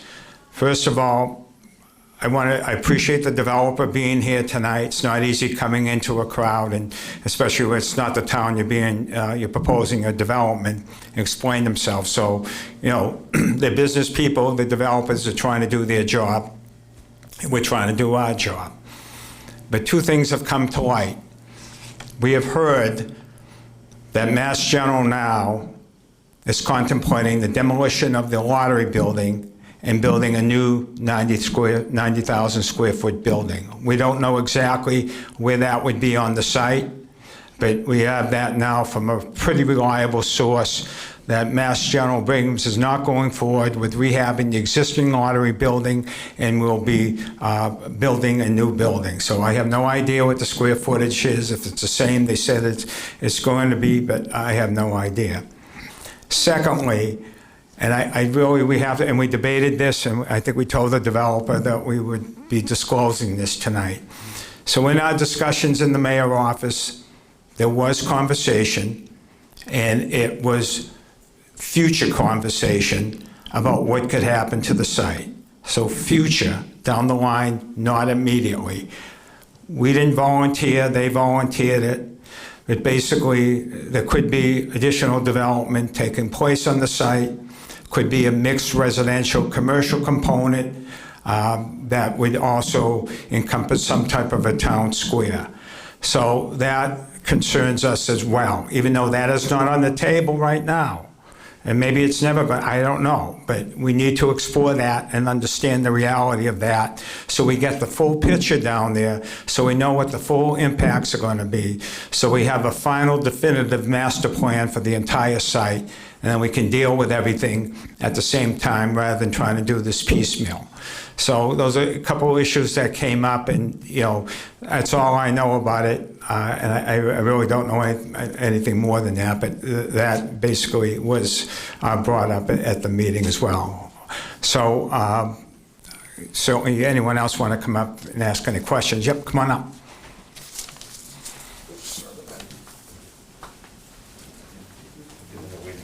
I just wanted to, hi, my name's Frank Singleton. I'm on the Conservation Commission. I actually live over in North Weymouth. Had 50 years of experience in code enforcement and public health. But one of the issues I wanted to talk about, which have often overruled in the Conservation Commission, is because it's not in the regulations, is the state has a tendency to greenwash by coming out with all sorts of great sounding words. And the way to look at Seaport as an example of why they lie is that if you go down to Seaport and see what's built compared to what should have been built, a lot of their pat you on the head and say, I'm heavily involved with the Conservation Commission, with the issues related to the compressor station. Same thing, dealing with the regulatory session. What I'm looking at is something that was built years ago where the utilities are still there. What shape they're in, and can they handle the modern climate pressures that are about to come in? We're going to get a lot hotter, a lot wetter. Right now, the existing regulations that we have to deal with at the state level on precipitation are 40, 50 years old. They keep promising they're going to update them, but every time they get close to it, the construction industry screams like hell. All the culverts will have to be bigger, et cetera, et cetera. So I think we need to have a review of what's there, the culverts, the electrical system, the buried piping. Is that all now going to be able to handle today's future and the future that's coming very quickly? The climate change is speeding up. So the idea is sitting there and looking at something as it exists and say, well, look, it's still okay, it's still built all right. It may not be adequate to handle tomorrow's flows, tomorrow's heat waves, et cetera. So I'd like to see the whole issue, given the magnitude of this development, to look at whether or not we, on a time frame, that it's not just what the regulation says at the state level today, but what it's going to be in the future. And the state has not been updating its regulations. They've been actually making a lot of promises and a lot of speeches, but in reality, when we go in the Conservation Commission to impose something, I'm overruled by the chairman on the grounds, you can't bring that up, Frank, it's not in the regulation. We can't, we're not able to do it, even though we know damn well that things are going to get wetter and hotter, and they already are right now. So I'm just making a plea that whatever we review, we consider. Things are changing rapidly, and we've got to adjust our expectations and our reviews based on that, and not on assuming the state's going to be there helping on that, because our experience has been they basically revert back to, well, here's what we have on that regulation, and we're going to get to it sometime in the future to upgrade it. In the meantime, the stuff's built. I think, for example, everything on Route 18 is undersized. It's built under a 30-year-old precipitation system. We're operating on really antiquated information that we could have updated, but the impact was so great that the governor felt, I suspect, I can't say if he did, that we couldn't impose it. So I'm just asking for the time frame to be looked at, broader than simply what is in, and actually to keep a really close eye on the state. If we go to the state reviews, are they going to do what they've done on the compressor station? Basically ignore everything we've had to say about the future and just say we got to concentrate on what we have on the page now, which is clearly unnecessary, unable to be met, and yet they ignore that.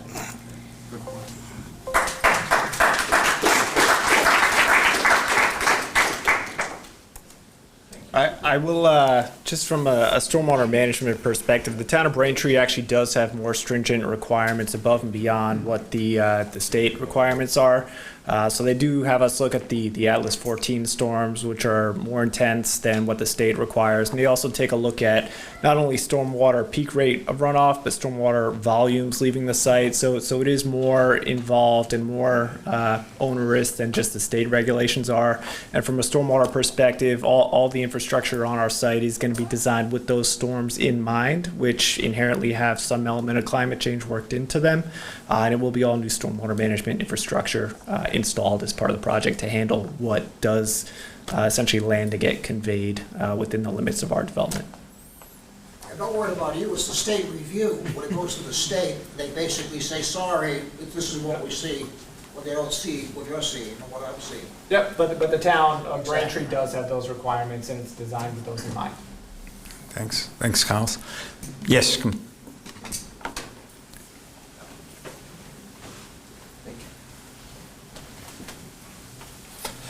Good evening. My name is Maynard Johnson. I live off of Columbian Street, and a couple of things I heard tonight that I have concerns about. One is Mill River. There's been zero maintenance done on that river for my lifetime. My family is 4 households of people that have lived within a quarter mile of this project, and we're overrun now by deer, turkey, foxes, coyote, you name it. And they're being driven out of the woods. I didn't hear one thing about, I heard it's going to impact it, but I didn't hear anything from anybody here how that's going to impact the wildlife situation. The critters need places to go, and you're basically leaving swampland for them up there and taking away the good dirt that they need to survive off as well. So that's one of my concerns up there. The traffic is an absolute joke. Thank you very much for the real numbers. I heard 3 different sets of numbers up here from 3 different individuals tonight, starting from 70-something cars a day up to, what was your number? 2,000, 3,000? I don't know how many you pull out of Columbine Street every day, especially if there's a little bit of weather. We get a little spitting rain. It can take 20 minutes to get your car out, or it's a parking lot. And I got to tell you, my family has lived on this property for 135 years. My grandmother would love this new traffic because she used to sell pies out front. And with all the traffic backed up now, she could have a field day out there. But I'm afraid that all the deer will come over and eat them off the stand because they have nowhere else to go. So I appreciate the time, and thank you.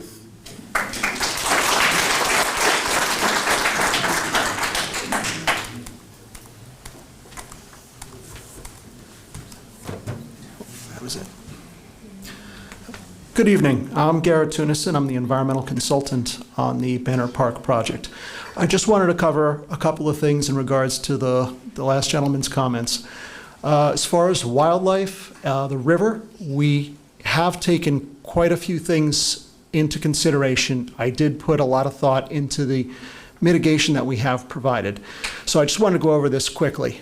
So basically, I'm going to go over the screening trees first, just so we can get a handle on that. And we're planting additional trees. There are another 88 trees, and we're currently upping that, maybe another 40 or 50 trees out here. I'll go through that right now. So basically, the screening trees, which are right here.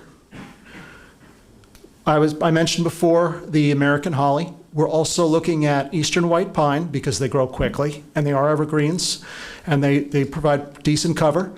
On top of that, we're also looking at spruces because they're quite dense too. They grow a little bit larger and denser. So that's something we're looking at. Behind this area over here, this is the 100-foot buffer zone to the wetlands. So in this area in here, I have, I believe, 48 trees proposed in areas where the tree canopy is thin.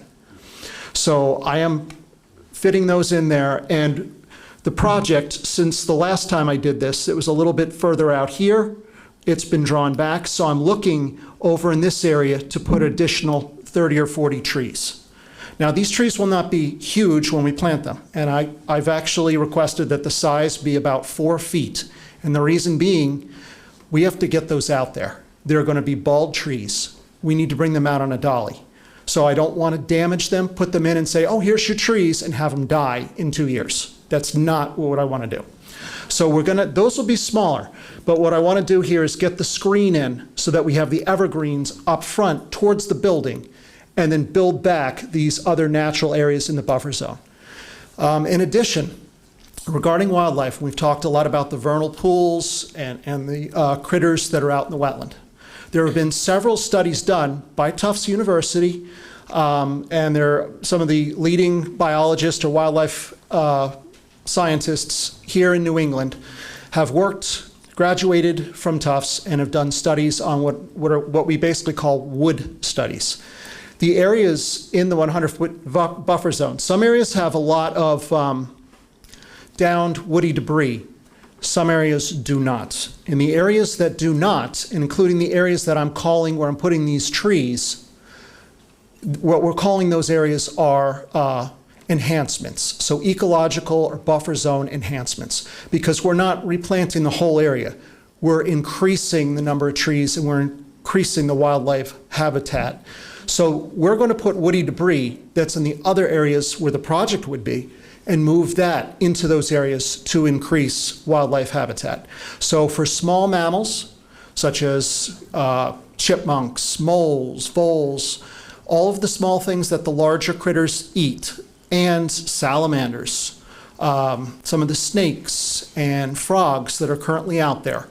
We want to increase these areas, increase the habitat availability or productivity. In addition to this area, this is the one slide that we're showing right now, there are two other areas that are further to the south. They're in the southwest portion of the site. We are doing, one is a buffer zone restoration because some landscaping debris has been thrown down side of a hill there down towards the wetland.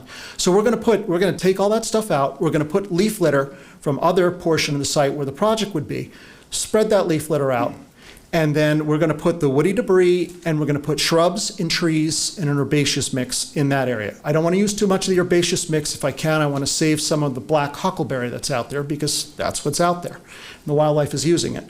So that's what we'd like to do. And there's also another area of enhancement. That's another large area. It's on, so this is building B. We're looking at this parking area here. To this, further to the, thanks, Carlos. So the other area of the enhancement is down here that we're working on. It's right here.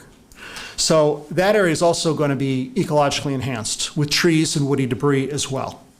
And the buffer zone restoration that I was talking about, that's right here. So in that area, we're also going to add the woody debris and we're going to plant shrubs and trees in that location and transfer some of what we call the herbaceous layer. They are woody shrubs, but in Massachusetts, according to DEP regarding wetlands, it's 3 feet or less is what they call herbaceous layer. So I would call that the herbaceous layer, even though it's a short woody shrub that we're actually going to be putting in there, which would be black huckleberry. So that's what we're doing in regards to the wetlands and the wildlife. So we also talked about concerns with water quality, flooding, some of the stormwater management. Basically, the roof areas and some of these parking areas, we have designed infiltration units. So basically, is there storm scepters? I'm trying to remember what the initial vortex units, right, for some of it? So there are water quality units, and what those do is they spin the material that flows in from the stormwater, and they make the sediment drop out. And a lot of what goes with the sediment, certain chemicals, phosphate, that binds to sediment and soil particles. Ammonium, there's other types of heavy metals, bacteria. A lot of times they bind to the sediment and soil particles that are in that stormwater, and they drop out in the bottom of those units. Once it gets cleansed by those units, it then goes into underground chambers that are going to be located in the parking areas. Back here we have it, down here, this area in here, and if I remember correctly, we have them over here as well. So most of the stormwater coming from those impervious areas will go through those water quality units, flow through those, then go underground and be recharged to the groundwater after they've been cleansed. So that's where the majority of the water from this site will be going. There are outlets in case of a really, really large storm that would eventually put it out. They're not being discharged to the wetlands. They're being discharged to the uplands outside of the wetlands, which is required by the regulations. So that's where they're being discharged. So there's some additional infiltration on a couple of the small basins, if I remember correctly. They're designed to do that. So it would only be for emergency overflow. So the majority of all the stormwater is supposed to be infiltrated underground and be cleansed before it goes back to any of the surface waters. That's what it's designed to do. You're welcome. Big surprise to anyone, Garrett's taught college level courses in this, and I think you all just earned at least 1 credit. Educational, thank you. Yes.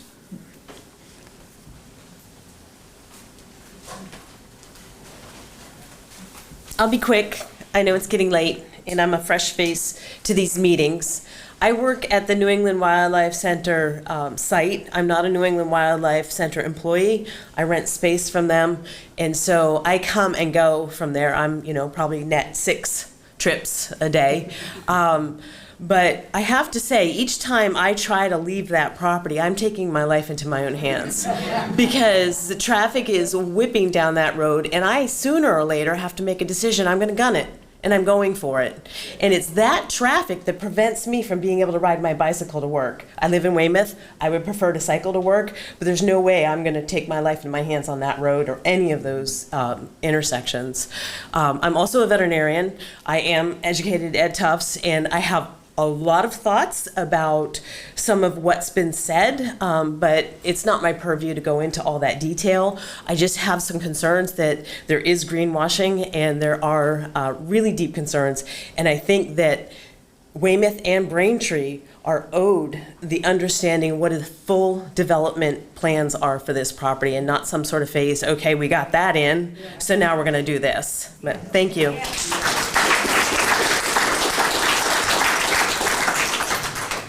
Thank you. Yep.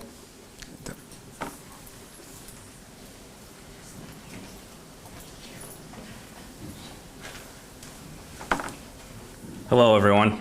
My name is Jeremiah Murphy. I live at 77 Tommy Marks Way, and I am the closest abutter to the project. Myself and the developer are pretty familiar with each other at this point, as I've been attending all the Braintree Planning Board meetings in opposition since the beginning.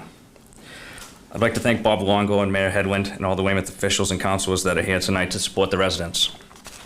I had a list of bullet points here that I was going to rattle off, but all of them have pretty much been touched on. So to not be redundant, I'm just going to go back to the information that Bob had shared and focus on the future plans for the site. I felt this topic was brought up at a Braintree Conservation meeting and at the last planning board meeting. And I feel like you did everything but actually answered the questions about that topic. I see a lot of faces in this room from Samoset and Massapog that I think would be interested in knowing what your future intentions are, because they might be worried that you're going to end up in their backyard just like you're going to end up in mine.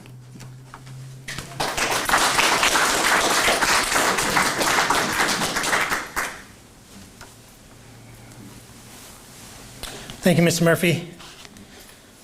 It's becoming like a weekly occurrence that we have these conversations. In terms of the future development of the site, it's a 123-acre site. What's the footage here? It's 23 acres? Something like that, maybe 46 undeveloped. Right, so it's about 23 acres, these two buildings. We're talking about donating 40 acres in the back, so we're down 60 acres. We have been in discussions with the town of Braintree about another donation of approximately 40 acres on another area of the site. We kind of haven't said that publicly because we're still in discussions about it. I don't know that we're going to do it. It's land that we don't believe to be buildable. So in terms of future development, we don't have any plans for future development, okay? But take that to mean exactly what it is. We don't have any plans for future development. I'm not saying that we won't come up with plans at some point in the future for future development. We may, but at this point, we have no plans. To be honest with you, this hasn't been the smoothest process. So that plays a big part into it, right? I mean, right now, it's not zoned for anything business related because there's a split in the zoning. Well, strike that. It's not favorably zoned for future development. The front portion is mostly highway business district. So under Braintree bylaws, that doesn't allow residential uses. It also doesn't allow mixed use. So if we wanted to say, I'm just throwing out a hypothetical, this isn't a plan. If one of our buildings we wanted to have on the, say the lab building, Building A, if we wanted to have that, all the lab space on the second floor and put all retail on the first floor, like a dry cleaner or a coffee shop, we're not allowed to do that under Braintree zoning code. We'd like to see that change because we think we can make a better project. We think we could make a better project overall in the future should we develop. Also, whether or not Brigham builds there, which we don't know, that's entirely up to them, would have an effect on whether or not we would do any future development. So I completely understand your desire to know that, and I appreciate Bob's expressed it, Mr. Longo's expressed this numerous times. Tell us exactly what you want to do with the site for all time so that we can deal with that. If we knew, we would present a plan. We have looked at what's possible in the zoning. We've looked at what might fit in terms of character of the area, but we don't have any plan. And again, first and foremost, we're going through this process now. It hasn't been the easiest process. So the way this, and we might not get a permit for this, right? So we don't have another plan waiting for this one to pass and then say, okay, now we come out with this one. We would like to see the zoning of the entire 23 acres changed to better accommodate a mixed-use project or some retail, as was suggested, so that there's less day trip traffic. We can't do that right now. There's not a plan for that. There's no secret plan that's coming next. We're not even sure that we're going to get this permit. I hope we do. It's my job to try to, but we don't know. So I can't tell you right now. But what I can commit to you guys is that as soon as we have a plan, we will let you know, and we will continue to have dialogue. We know you better now, Mr. Murphy, and your neighbors. We can talk to you directly about it. We can talk to you through town officials, and we're happy to sit down and have meetings like this. So all I can do is promise the way in which we would carry ourselves and conduct ourselves in an open way to collaborate with you if we had plans for future development. Would we like to develop additional area if it makes sense with the development? Yes, we would. We have no plans right now. And it's the same for the tenants. I know you didn't raise it, but I think you raised it at the last planning board meeting, Mr. Murphy. We don't know who the tenants are. It's like when someone builds an apartment building, they can't name the tenants for you. We're building this what's called on spec. We believe that biotech companies, life science companies, want to be in this area. And so we're building it with the expectation that we'll be able to rent it. The team is actually going out in June, in a couple of weeks, to the biotech conference. It's a international biotech conference in San Diego. We'll be representing ourselves there, trying to find folks who might want to lease the space. So again, we're not keeping secrets. We don't have this lease, in place already, and we're just waiting for the permit, and then we're going to tell you. We don't have any leases in place. Braintree Labs, we're talking to them, don't have a lease in place. We'd love for them to take a good chunk, and we want to get good companies in there, good neighbors, because we like to be good neighbors. We're going to hold on to the site.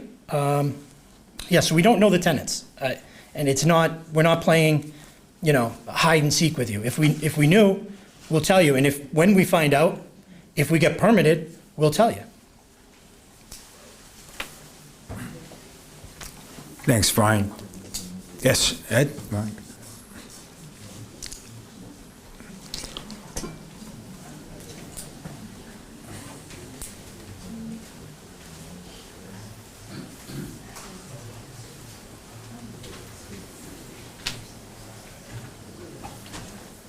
Hi, my name is Ed Harrington. I live on Samoset Street.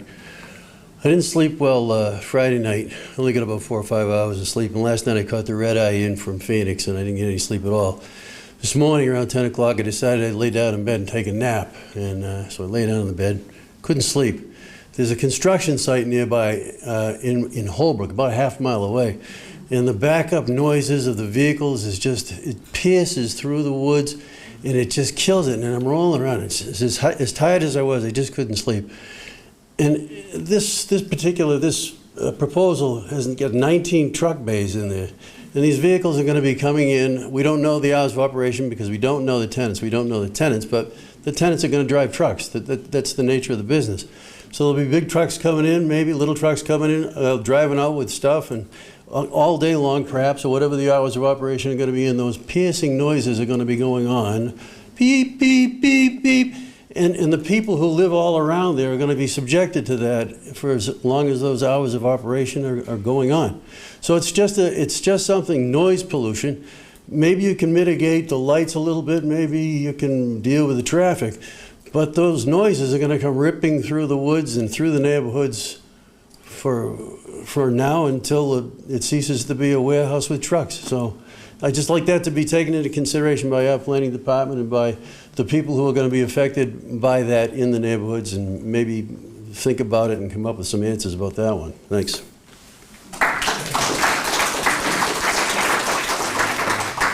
Yeah, thank you, Ed. I just want to emphasize, so the next meeting of the Braintree Planning Board on this matter is June 14th. And so Weymouth, you can, we want to hear your concerns. We're going to figure out how to package our concerns when we give our official comments to the Braintree Planning Board. But it's important that you express your concerns directly at the Braintree Planning Board hearings as well, because, giving them to us, we're certainly going to figure out, how, like I said, how to package our concerns and give them to Braintree. But it's important that you show up at Braintree Planning Board to express, your concerns on the issue here. So, yep. Yep, come on up and, yep.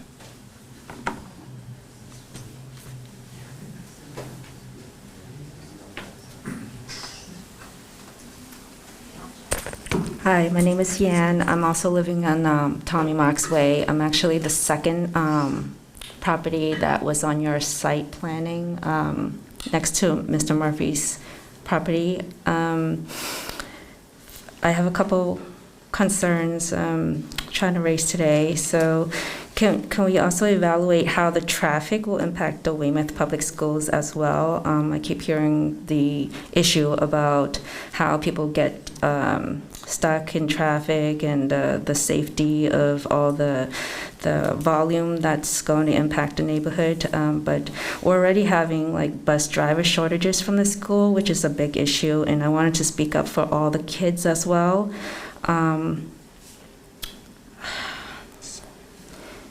Sorry.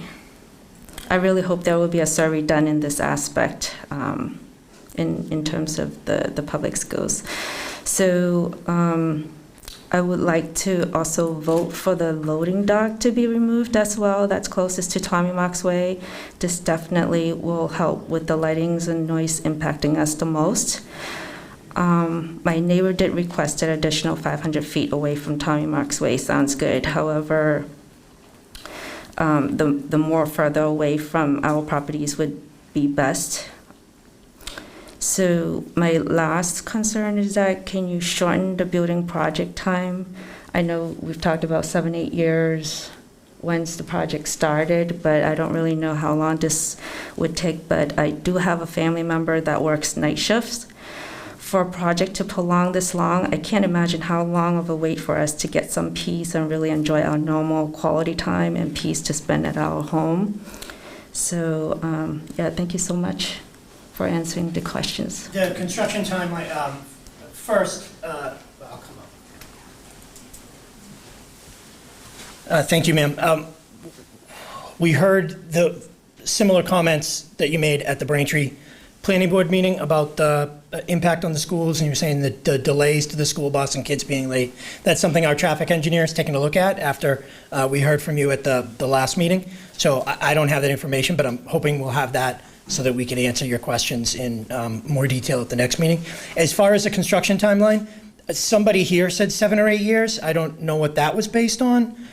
We would anticipate construction would be complete in about 1.5 years.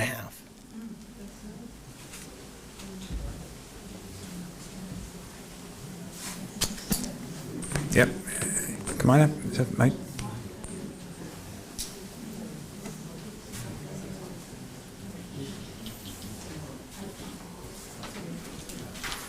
Hi, Carlos. How you doing? Good, how are you? Doing well. I remember that you did the work at the daylighting of Smell Brook. Yep. And I think that came out really well. Great. There was life in that stream the year after they completed it. My comments are, I anticipate that the intersection of Summer and West Street will be the next Forest and Columbian. especially once it gets repaved after all of they've been digging it up for about a year and a half. That's one thing. Another is when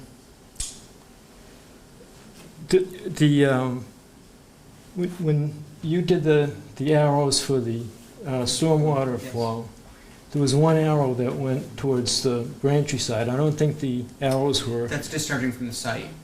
That was just discharging from the site. Discharging They from have the a pipe exiting their site going that direction. Yes, and I believe But this. that's all connected. That wetland is all one It's all interconnected, connected. yes. That's partly Correct. my point, is that Correct. that wetlands is all connected. Yes.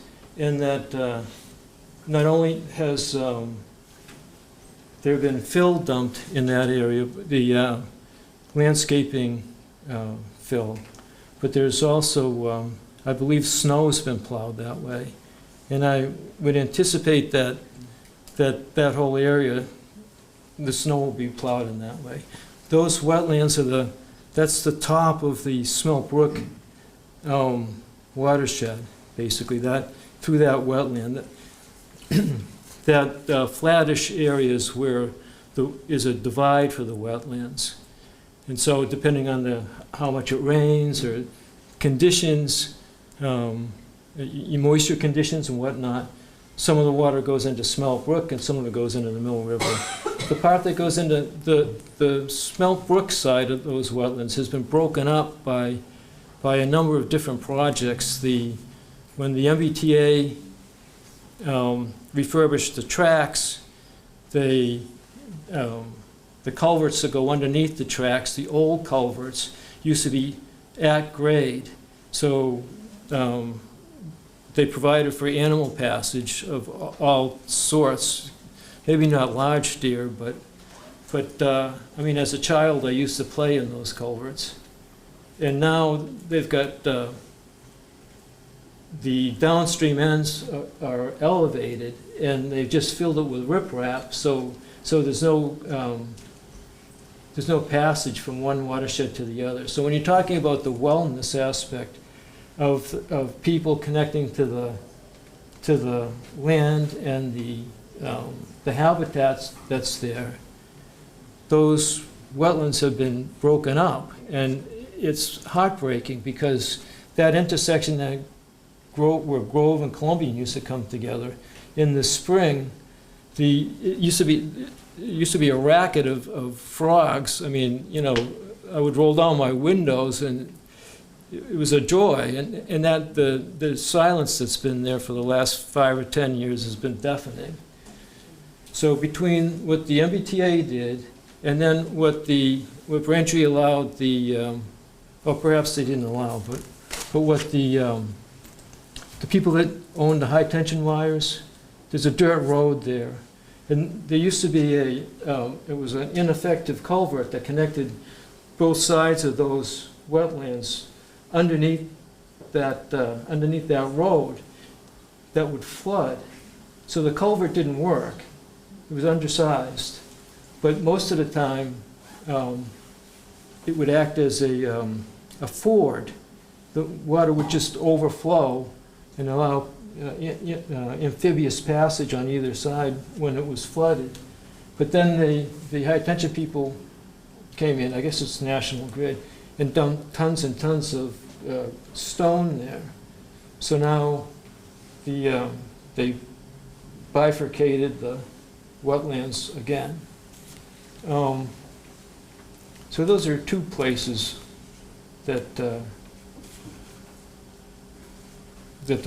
watershed has been broken up, the wetlands have been broken up.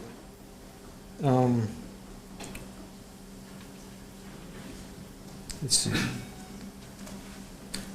So there's the plowing, and then there's, of course, it's the groundwater pumping that I've been concerned about. Nobody seems to have pointed that out as an issue, and I'm not sure if there's anything that anyone can do about it.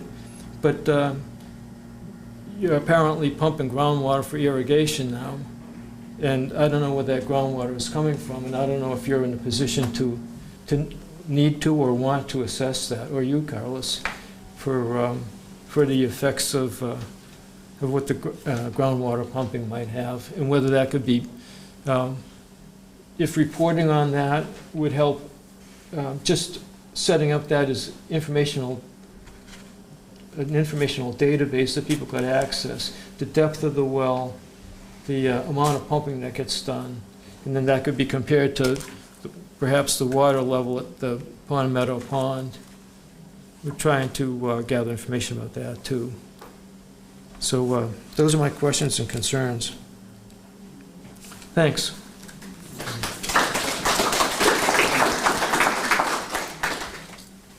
I think I saw a couple more people that like to speak. No? Yep, come on up. Oh, yep, Dave, and then grab you.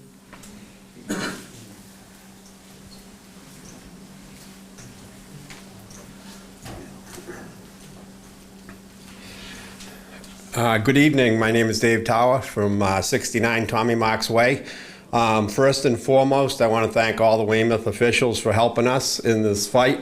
I call it that because, you know, I mean, they might think a warehouse belongs in the neighborhood. I personally don't. Solution, I'd actually offer one. I believe there was a loading dock on the southwest corner of that building in the original plans. Was that removed? And I was thinking maybe that loading dock could be moved to the other side. It'll help solve some of the issues there. Just a thought. Most important, if you want to be heard, go to Braintree.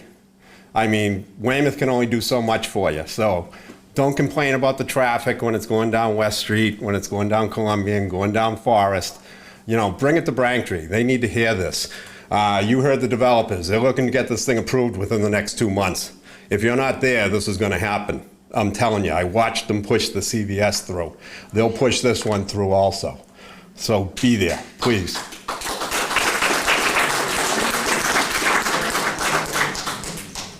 Yes, yeah, come on up.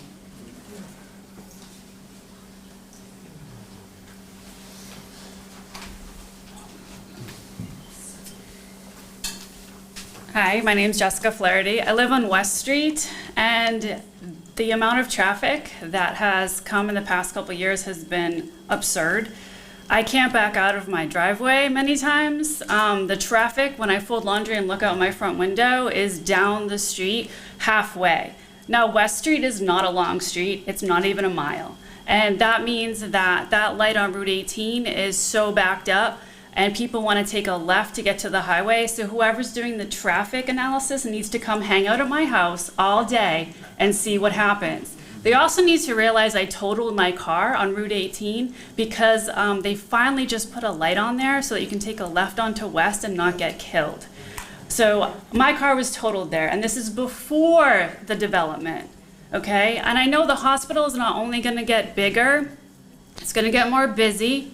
And it all, Columbian goes to the hospital, West Street goes to the hospital, Route 18 goes to the hospital. It's just getting out of control. I do not want the town or whoever to take my front yard from me because they want to make West Street 4 lanes, because that's what's next. Also, my own children almost got hit in the crosswalk because no one stops. They do 40 miles an hour down the road, and I will tell you as a science teacher, 40 miles an hour, you hit someone, they're dead. If you go the speed limit, they have a chance. Okay, it's all physics, and I just need you guys to understand that the more development, that's happening at the hospital no matter what, but we need to, I cannot, like you cannot. My daughter drives, I'm afraid, when she backs out of the driveway every single day, because people don't stop.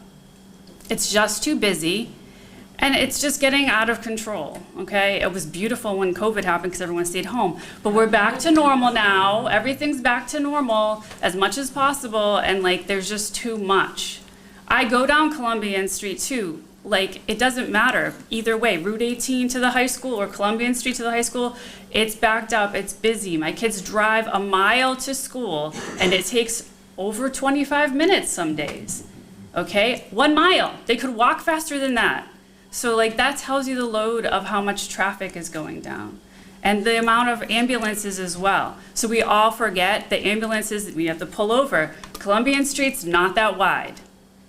So I don't know how you're gonna have more people coming and going every day to a place that's already congested and dangerous And I do not want another light on West Street like a Summer and West. We kind of need it, but if you guys develop it, it's gonna have to happen, and that's just gonna be one more light on that road. So come stand in front of my house. Like, I'm not kidding. You will see, it's not easy. There are times people don't let you go. There's a lot of crossroads. Like, you have to realize that this is just gonna affect every person in that whole neighborhood within a mile radius. You can't get anywhere fast. It's not a big town. So it's just not helpful. So I just wanted to make sure.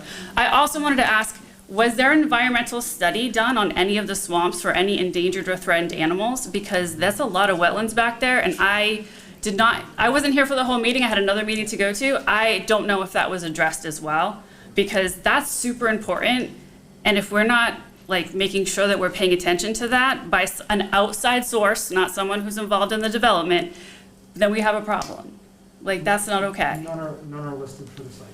It's not what? None are listed for the site. Okay, did anyone do a recent analysis? Because it's not about 20 years ago. It's about right now. Natural Heritage updates their database. That's what we go by. But has anyone actually physically gone there to see if there are any yellow spotted salamanders, blue spotted salamanders, lady slipper flowers? There's a lot of endangered animals in this area. There is a third-party peer review that the town of Braintree has engaged, so there is a separate consultant. So that should be done before the permitting. It's happening right now. Because if it doesn't get done before the permitting, it's a moot point. Yep, it's happening right now, so. And is it going to be actually published so that everyone can see and know and find out? I believe all the documents are, and correct me if I'm wrong, Mr. Luongo, but I think maybe some of your team are looking at that aspect of it as well. Yeah. Because they need to be protected. We've already done a lot of bad things. They're the reason they're endangered. We're the reason that they're endangered. So, all right, that's it. Thank you.